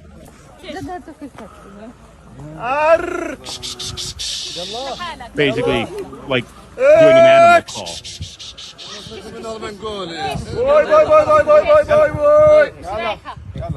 And the fucking balls on the ambassador to say this is misrepresenting a very complicated situation. No, this looks like a very common practice. And yeah, I'd go on to say, the way they're treating the Palestinians, I would go on to say, Israel, I didn't know that the funny mustache man from Germania left such an impression on you guys to do it to another person, another group of people. So, I mean, I don't like my tax dollars going to this, and I don't like the fact that, people are being displaced from their homes. If somebody did that to me, I think I would really just be furious to no end.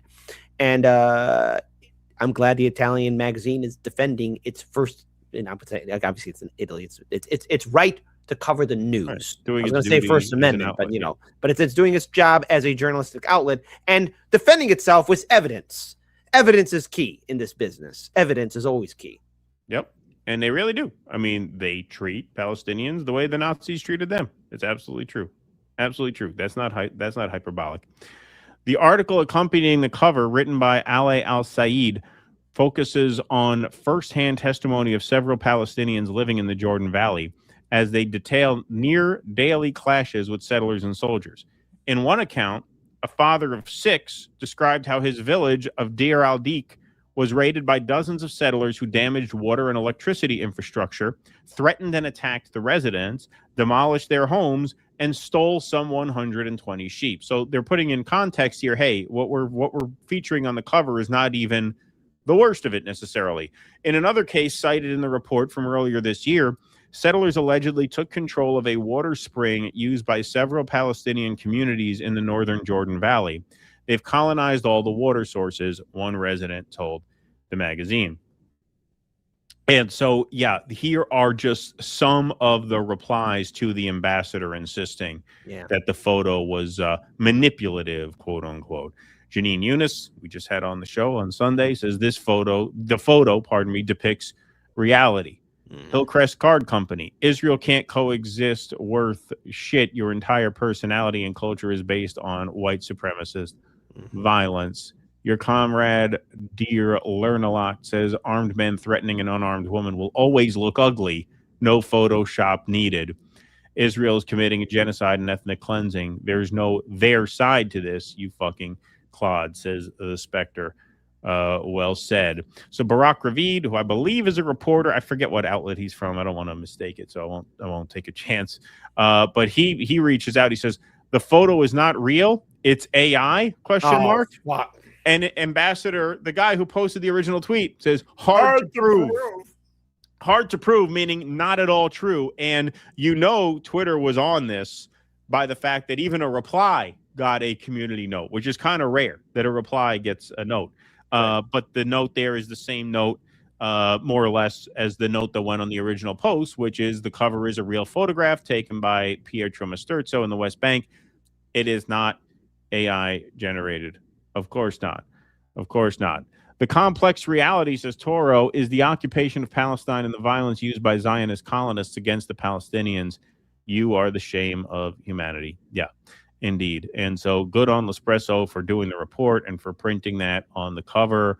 And it just goes to show you how desperate the Israelis are to try and control the narrative, which has completely escaped them, that they would go on and make a big thing about how this is a manipulative image.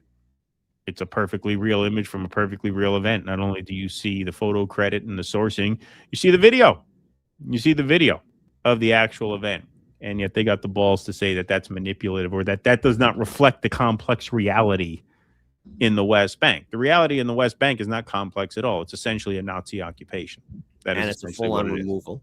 You see the people losing their livelihoods, their flocks, their homes. I remember Bassem Youssef early on in 2023 when he's talking about the olive trees. Some of these trees are 600 years old and they're being chopped down, and then concrete is being put in the roots. Think about that. 600 years those trees have been around producing olives in Gaza. Now, not Gaza, in the West Bank. Sorry, West Bank. Right. West Bank. And just being destroyed and removed. I like to think that there's a thing called karma, and maybe someday it will visit the doorstep of the settlers and Israel. But, brave men with guns to an unarmed woman seeing her home and family being removed and displaced. The image captured reality. It's not AI. It's real. And it's the overall avatar and face of reality for the people of the West Bank. And the reality of the people in Gaza is that they're being exterminated. So your U.S. tax dollars. So when you have to pay taxes, just remember, smile and nod, and know that's going into the feeling of more blood and terror. So Yep. Your tax dollars at work, folks. We did it. We did it. Tax day is tomorrow. Don't forget. All right. We're going to move right on along here. We have one more segment on the day. If you want to support the show, the links are at the top of the screen there. Perks of membership include bonus content, call-in access to our Q&As, and your name up in lights, as well as ad-free replays of every live stream that we do here that gets emailed to you the day after it airs publicly. So dudissidents.com/Patreon, Substack, or Locals. Thanks to our supporters. You are, of course, the backbone of the show. Vientica says, DoorDash grandma reminds me of that video of George Bush when some grandmother told him she was working 2 jobs. He commented how American it was. See, you were one step ahead of me, or I was one step ahead of you, but I had that in the segment. That is exactly what it reminded me of. Yep, 100%. 100%. No doubt about that, Vienticus. What else we got over here? We got 3 One-Bird, DoorDash shirt, DoorDash car, totally not staged. Plus to save $11K in taxes, she's have to make $80K dashing. That's what I mean. It would be a huge amount. And I don't know the law for sure. I suppose I should have looked this up, but as I understood it, it only applied to 25 grand. I don't know if that means 25 grand in taxes or 25 grand in income. I'm not sure. But the 11,000 number seems very, very high. Vienticus 3, not 2. I was close enough, despite the type. Thank you, Vienticus. Mamma Mia's Pizzeria. Hey, I like that. Hey, Keaton, business has been booming with Pizzagate and the Pizza Pope being in the news every day. Although we are having a special today that Russ would like. Get a 15-inch deep dish for only $15. Ha!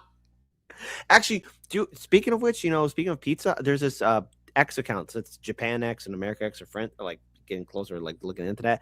There's this person that's making these custom wood blades to chop pizza, like pizza cutter knife. They're freaking awesome, man. Like, oh yeah, dude, it's really. I'll send you a link to his website. He's doing some really cool stuff, man. Oh, cool.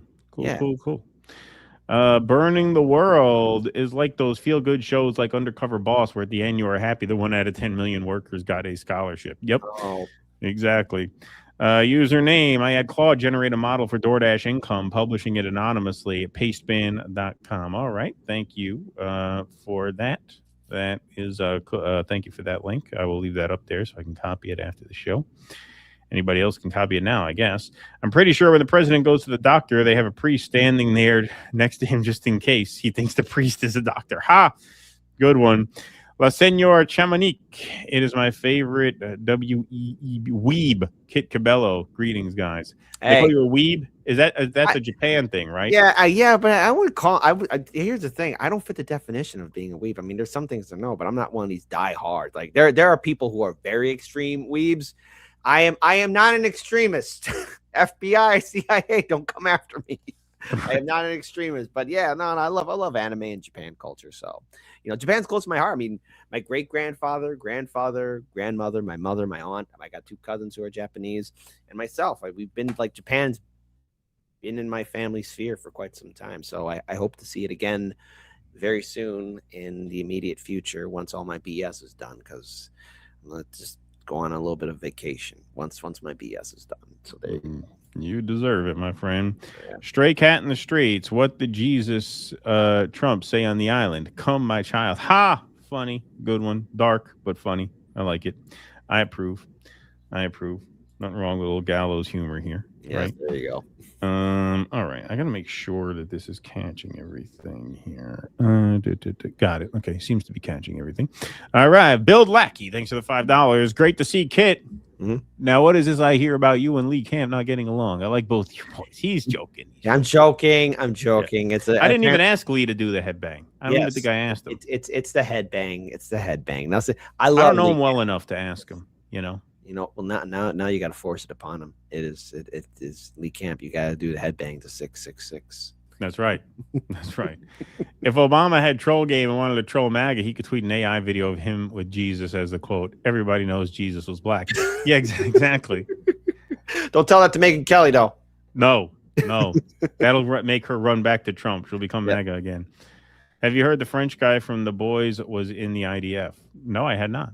What? I had not. I never watched The Boys. A lot of people love The Boys. I'm not a fan of it. You know, Billy Butcher is over the top. And, you know, at the end of the day, if people follow the comic book, his story of revenge, it's like he kills his own team.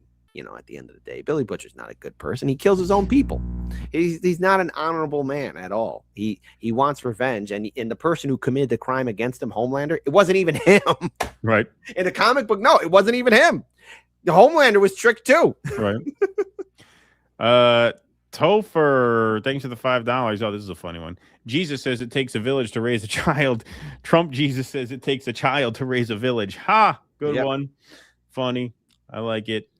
You guys are bringing the jokes today. This is one of the funniest chats in a while. I mean, you guys are always funny, but this was one of the funniest ones in a while. I think the chat is definitely on their game today. First of all, it's the New York City Chicago connection, and also blessed are the jokers. They make people laugh. That's right. All right. Before we move on, just going to take a quick game break here. Tell you about something.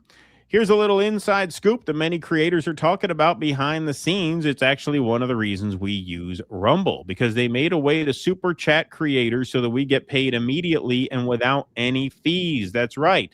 While YouTube and Twitch can take up to 50% fees when you tip us creators, this method takes none. That's right. The platform takes 0 fees. We keep nearly 100% of what you send us. So you can send us super chats with Bitcoin, Tether USD, or even Tether Gold stablecoins. The tip will show up directly on the Rumble chat, just like a Rumble rant, which of course we read throughout the broadcast. All you need to do is download the Rumble wallet on the App Store and send the tips to your favorite creators. You can go to wallet.rumble.com, or you can download the app directly from the app stores. It's an amazing way to get rid of the middleman and help the creator economy, especially the free speech creator economy over here on Rumble, which is so important nowadays. So you can scan the QR code. You can go to wallet.rumble.com or find the Rumble wallet on the App Store, and sending a Rumble rant through the Rumble wallet is super easy. You do it just as you would any other Rumble rant. You just click your currency of choice before sending. It's as simple as that. So shout out to Rumble for making this disruptive technology, and please do check out the Rumble wallet, wallet.rumble.com. Okay, let's move right on along here. We got one final segment on the day, everybody. Thank you so much for being here. Thanks once again to Kit Cabello from Heartlands Media. Go subscribe to Heartlands Media if you haven't already. Got to do that on Rumble, YouTube, and Kick, correct? Yes, Kick. We're taking over the Kick platform. And still kicking it over there. Yeah, step aside, Vitaly. We're taking... Your channel got banned. We're taking over. We're taking over the throne. You too, Fousey too. We're taking over everything. Kid is going to be the Hassan Piker of Kick. That's well, I'll be better. I'll be better. He'll be better, of course. Yeah, I'll be the guy on Kick. There you go. I'll be taking it over, man. He's the man. All right, folks. So, hey, remember when J.D. Vance came out and announced, like the sad bastard that he is, that after 21 hours of negotiations with Iran, there was no deal? Let me refresh your memory, since this probably feels like a year ago, but it was only a few days. Now for 21 hours, and we've had a number of substantive discussions with the Iranians. That's the good news. The bad news is that we have not reached an agreement, and I think that's bad news for Iran much more than it's bad news for the United States of America. So we go back to the United States having not come to an agreement. We've made very clear what our red lines are, what things we're willing to accommodate them on, and what things we're not willing to accommodate them on. And we've made that as clear as we possibly could, and they have chosen not to accept our terms. Questions? What? Well, that's not good. Well, hey, what was one of the things that they talked about? So this is according to the New York Times. This is according to the reporting. Now, you always have to take this reporting with somewhat of a grain of salt, since there's going to be certain parties who confirm and or deny or neither confirm nor deny certain things. But this seems to be reliable. Iran proposes suspending nuclear activity for up to 5 years. So this is part of the negotiation. Vice President J.D. Vance sought a 20-year suspension in weekend negotiations, which ended without an agreement a day before the U.S. military blockade of the Strait of Hormuz began. President Trump rejected the Iranian offer. The United States and Iran traded proposals for a suspension of Iranian nuclear activities during weekend negotiations in Pakistan, but remain far apart on the length of any agreement, according to Iranian and U.S. officials. Iran said Monday that it could suspend uranium enrichment for up to 5 years, an offer the Trump administration rejected, insisting on 20 years, according to 2 senior Iranian officials and 1 U.S. official. See, so that's what I mean. So you have to take a lot of this reporting with a grain of salt, but the reason why this seems credible is because their sources include both Iranian and U.S. sources. So it seems like this was real. It seems like Iran said, we will not enrich for 5 years, and Trump and Vance said, no deal. So the next time you're told what a national security emergency it is for us to be at war with Iran, you now understand that Iran was willing to say no enrichment for 5 years. So when Trump says they cannot have a nuclear weapon, and when they start justifying boots on the ground, they had the opportunity to basically guarantee for 5 years no enrichment. And they maintain their goal is not to create a weapon, but they're saying no enrichment at all for 5 years, and we turn that down. Still, the discussion suggested there may be a path to a peace deal, even as the U.S. military began its blockade of Iranian ports on Monday, threatening a nearly week-old ceasefire. Mm-hmm. Now, when we say Trump and J.D. Vance turned down the deal, what we of course mean is that Benjamin Netanyahu turned down the deal. Here's Benjamin Netanyahu admitting, saying out loud, that the Trump administration reports directly to him. How often? On a daily basis, which means no point is negotiated without his knowledge and input. We can glean that from So Trump's not making any decision whatsoever. It's really this is Netanyahu. They run it by the boss. Yeah, everything's got to be run by the boss. Bibi's the boss. That's right. It. Trump's not the boss. Bibi is. So let's take a look. Yesterday with Vice President J.D. Vance. He called me from his plane on the way back from Washington. He reported to me in detail, as the people of this administration do every day, on the development of the negotiations. In this case, the explosion in the negotiations, the explosion came from the American side, which was not willing to tolerate the blatant violation of the agreement to enter negotiations by Iran. Essentially, the agreement was that there would be a ceasefire and Iran would immediately open the crossings. They didn't do that. The Americans were not willing to accept it.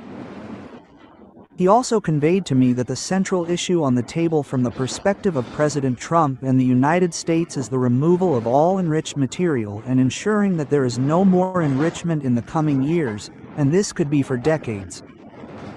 Notice he failed to mention that Israel bombed Lebanon less than 20 hours into the ceasefire, which is when Iran said that there cannot be passage through the strait. But there you go. He says, on a daily basis. Yesterday with Vice President J.D. Vance. He's in charge. He called me from his plane on the way back from Washington. He reported to me in detail, as the people of this administration do every day, on the development of the negotiations. Every day on the development of the negotiations. So, how is this going over in Israel? Israelis don't feel much like victors in war with Iran. That's a shame. Oh, because someone's punching them back. Oh, I'm sorry. How does it feel now knowing that you're hiding and running? I imagine how people in Gaza felt. Yep, kind of like the people in Gaza felt. I assume that's correct. Barely a third of Israelis now feel like when Israel and the United States disagree, Israel can act on its own judgment. So see, they're propagandized in the other direction. They really think Americans are the boss. Is that true? Barely a third of Israelis now believe that when Israel and the United States disagree, Israel can act on its own judgment, according to an opinion poll released on Sunday by the Institute for National Security Studies in Tel Aviv. A separate poll by Agam Labs and the Hebrew University of Jerusalem also released on Sunday, found that 3 times as many Israelis saw the war as a failure than as a victory. Some 70% said that the 2-week ceasefire reflected an American concession to Iran more than vice versa. While that's true, it did represent a concession to Iran. But here's the kicker. 2/3 said they opposed the truce. So even as Israelis understand that they're losing, they oppose the ceasefire. Now, you're telling me this is not a death cult. You're telling me these are rational actors. You're being led into an apocalyptic war by an insane society. They're insane. They're unhinged. The war cannot be won. 70% said it was an American concession to Iran. Most Israelis are starting to understand that the war is being lost, yet they want to keep fighting.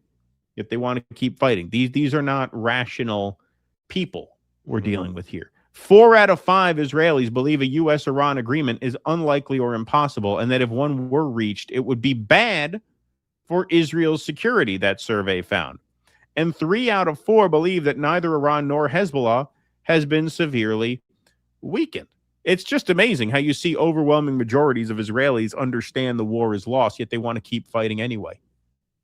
It's insanity. It's delusion, and not to mention it doesn't matter at any cost, because at the end of the day, our taxpaying dollars are going to Israel, so they're not really feeling it, but they're worried. That they feel like they're losing, but they don't want to surrender. Like at this point, you don't want to have a ceasefire; it's an anathema. Why are we continuing on with this madness? I mean, every voice of reason across the political spectrum is now seeing for what's happening in Gaza for what it is, and what this war in Iran for what it is. It's madness. The more it continues on, the more people will die. America, this isn't our war. It's the Israeli war. They know that they're losing it, but they want us to fight and die for it. They know that they're losing. They're getting hit. They're finally getting somebody that's punching back at them, and they don't know how to respond to it. It's like that person who's finally in a real fight after bullying somebody for so long, and they actually fight against somebody or try to bully somebody that will take a swing. And they know they're losing, and everyone's pulling out their cell phones watching them as they're getting their butt beat, but they're refusing to back down. This is just dumb. It's stupid. It's a waste of so much. And yet Israel has the final say. At least what Bibi said. He's in charge. So that means our sons and daughters are going to be sent to Iran to fight a war for Israel. I mean, are they going to be sending their sons and daughters to fight? No. They're having trouble meeting their recruitment goals now. They're in dire straits, the IDF. So unfortunately, they're not going to be able to put boots on the ground in the war that they've been agitating for almost 50 years. They're going to ask us to do that for them, and we will, unless some radical change of course is adopted, but doesn't look like it at this rate. Most Israelis have become pessimistic, fatigued, disillusioned, and distrustful of the information that they are receiving, the Agam Hebrew University survey found.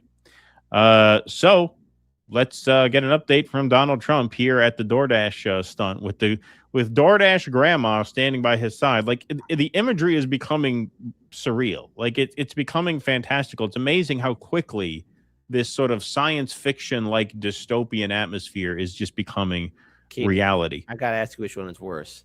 Trump was the Easter Bunny or Trump was the DoorDash? Or DoorDash grandma? That's a good question. I don't know.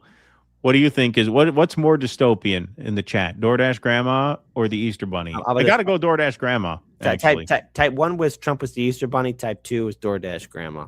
There we go. Let's have democracy, an actual vote that will matter. Yeah, an actual vote that will matter. That's right. Here's Donald Trump talking about the blockade. As far as the naval blockade is concerned, what's the end game? Is it to force Iran back to the negotiating table? Is it to open up the strait so that gas prices ultimately come down? Maybe everything. I mean, both of those things, certainly, and more. We can't let a country blackmail or extort the world, because that's what they're doing. They're really blackmailing the world. We're not going to let that happen. We can't let a country blackmail the world. Well, Israel's doing that. Of course not. We can't let a country blackmail the world. That sounds like a cry for help, my friend. Help. That's what help, that sounds guys. like. I'm being blackmailed. That sounds like a desperate cry for help. And more. We can't let Mr. President blink twice after you say that. If this is some sort of hidden message. a country he blinked twice. Yeah, he blinked certainly twice. and more. We can't let a country blackmail or extort the world, because that's what they're doing. They're really blackmailing the world. We're not going to let that happen. The world, really. Oh, And the amazing thing is, we don't. Can you believe this? We don't use the Strait. We don't need the Strait. We have our own oil and gas. He turns to the DoorDash woman. Can you believe this? We can't use the Strait. Oh, no. Can you believe this? Hey, what do you think, DoorDash grandma? Oh, poor. What do you think? Should we open the Strait? Should we open the Strait? Mr. President, I'm just here to deliver McDonald's. I just want to go home to my family. I'm not authorized to comment on the Great War of Baal.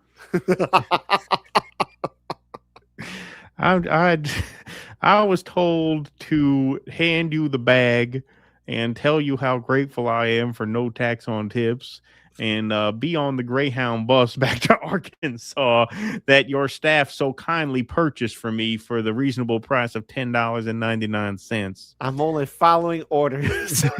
Yeah. Much more than we need. We have more oil and gas than Saudi Arabia. Think of this. We produce more. Saudi Arabia and add Russia to it.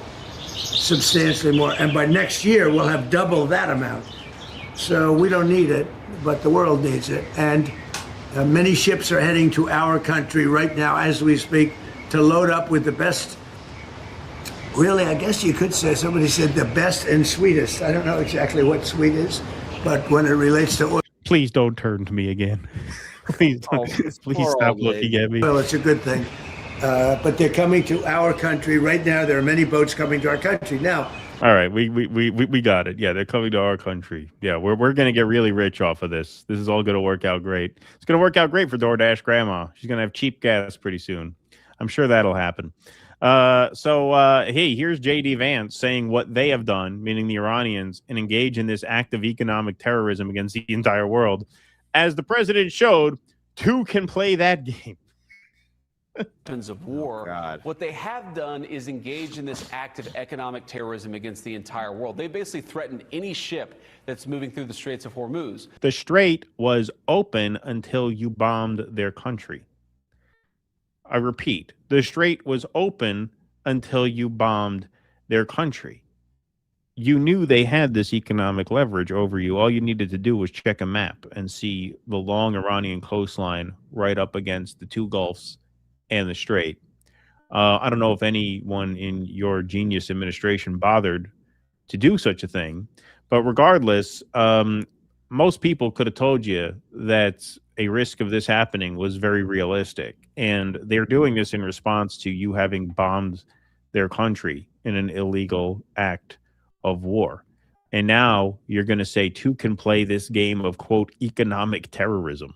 Well, as the President of the United States showed, two can play at that game. And if the Iranians are going to try to engage in economic terrorism, unbelievable. We're going to abide by a simple principle that no Iranian ships are getting out either. We know that's a big deal to them. So now you're going to punish the whole world. Good plan. And again, Brett, the president wants the Iranian people to thrive and succeed. He has had his negotiation team put on the table a serious proposal. The ball is in Iran's court. Did we make progress? Yes.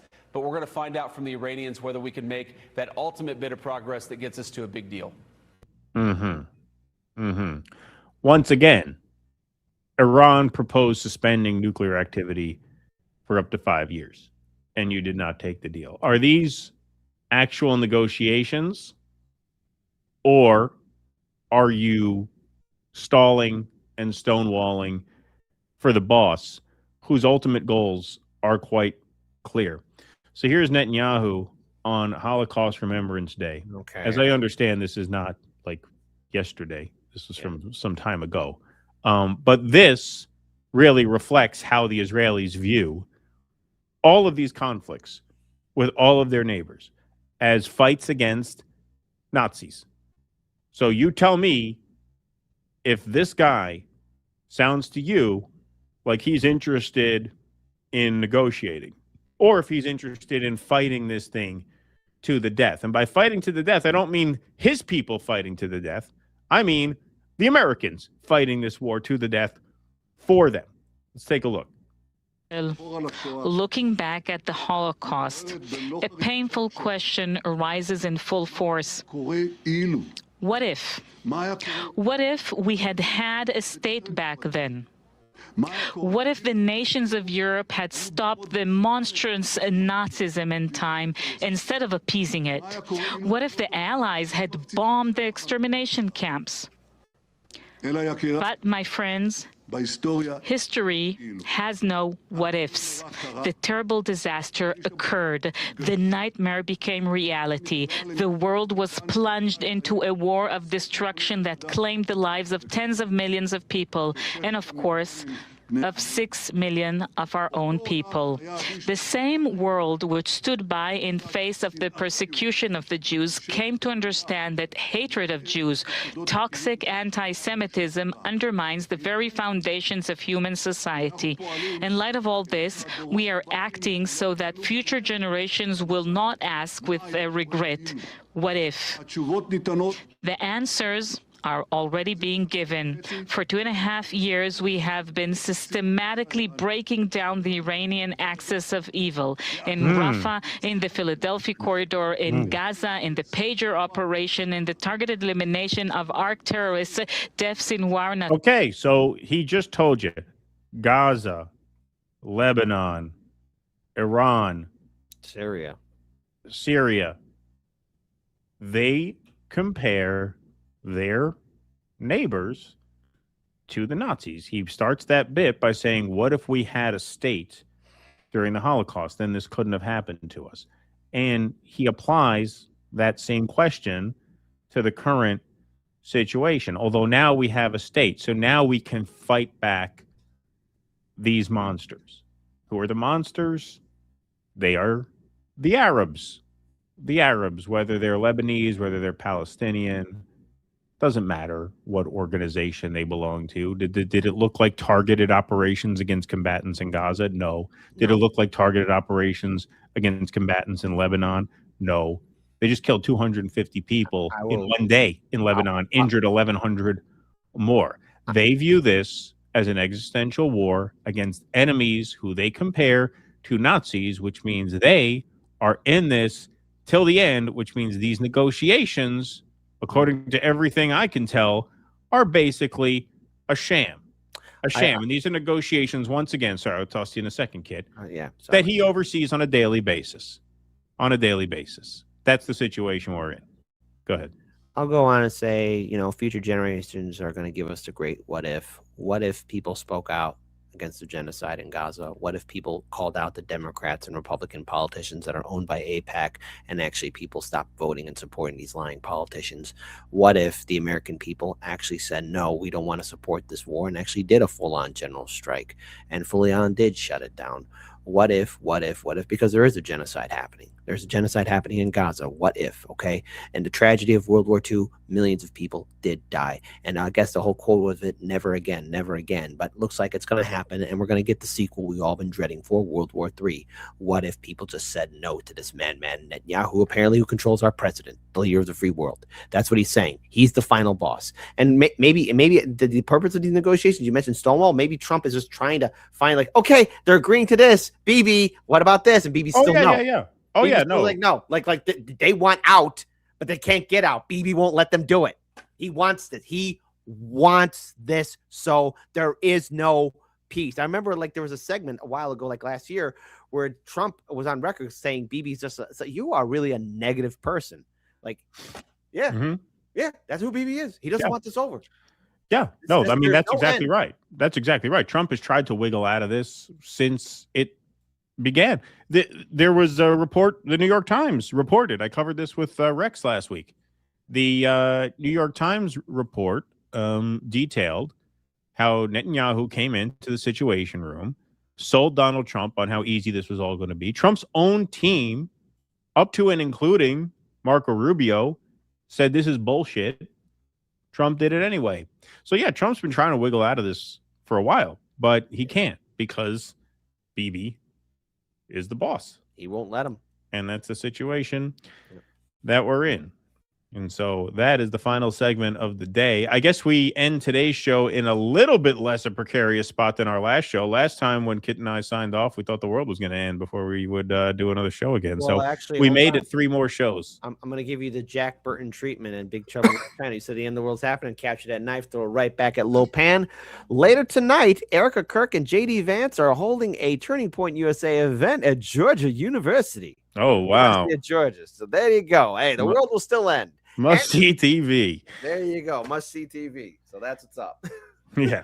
Dendro Bates says, since you're hiring without qualifications or screening, can I be publisher of your future book? I promise to give you a DoorDash slice of the pie. Beautiful.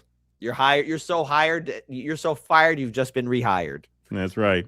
Vianticus says, speaking of Japanese culture, after a writer was bullied off Twitter by the West, the Japanese got pissed, and they've had it with censorship of anime. Interesting. Thank you, Vianticus. Furrows Queen says, the funniest chat for ages. I haven't released my dry English humor yet, but I've been too busy gardening in my underwear as the temperature is balmy. 11 degrees Celsius. Okay. All right. Well, right. good, Sexy good beast. on you. There you Good go. on you, Sexy Furrows beast. Queen. Yeah, it's warm out here, too. RB Ham says, hey, RB Ham Beyond the Pale is on Kick now, too. Help me get started over there and subscribe. Oh, there you go. There you go. Find RB over on Kick. Buddhist Nudist says, Iran wants to earn the respect of the Epstein class. They need to include Red Randy Fine as a burnt offering in their demands from ceasefire to grease fire. Ha ha. Cheap shot artist. Wait till MAGA hears she was born DoorDash grandpa. Ha ha. That's a good one. I like that.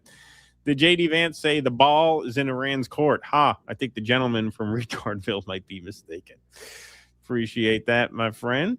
Nocturnal Humans says, JD Vance, Iran is going to have to come to the couch. I mean, come to the table and let us destroy their civilization. Good one. I told you the chat's on a roll today. Stray Cat in the Street says there once was a chud named Vance, Peter Thiel's little romance. A long time never Trump, Israel's chump. Now Pork and Erica to advance. Yes. Yeah, there you go. Bring ya to Greenia, says Trump as the pastor of Muppets. Ha. Hi, ho, this is Kermit the Frog here, just saying, listen to our overlord and guy Trump. Interesting wordplay there. Thank you for that.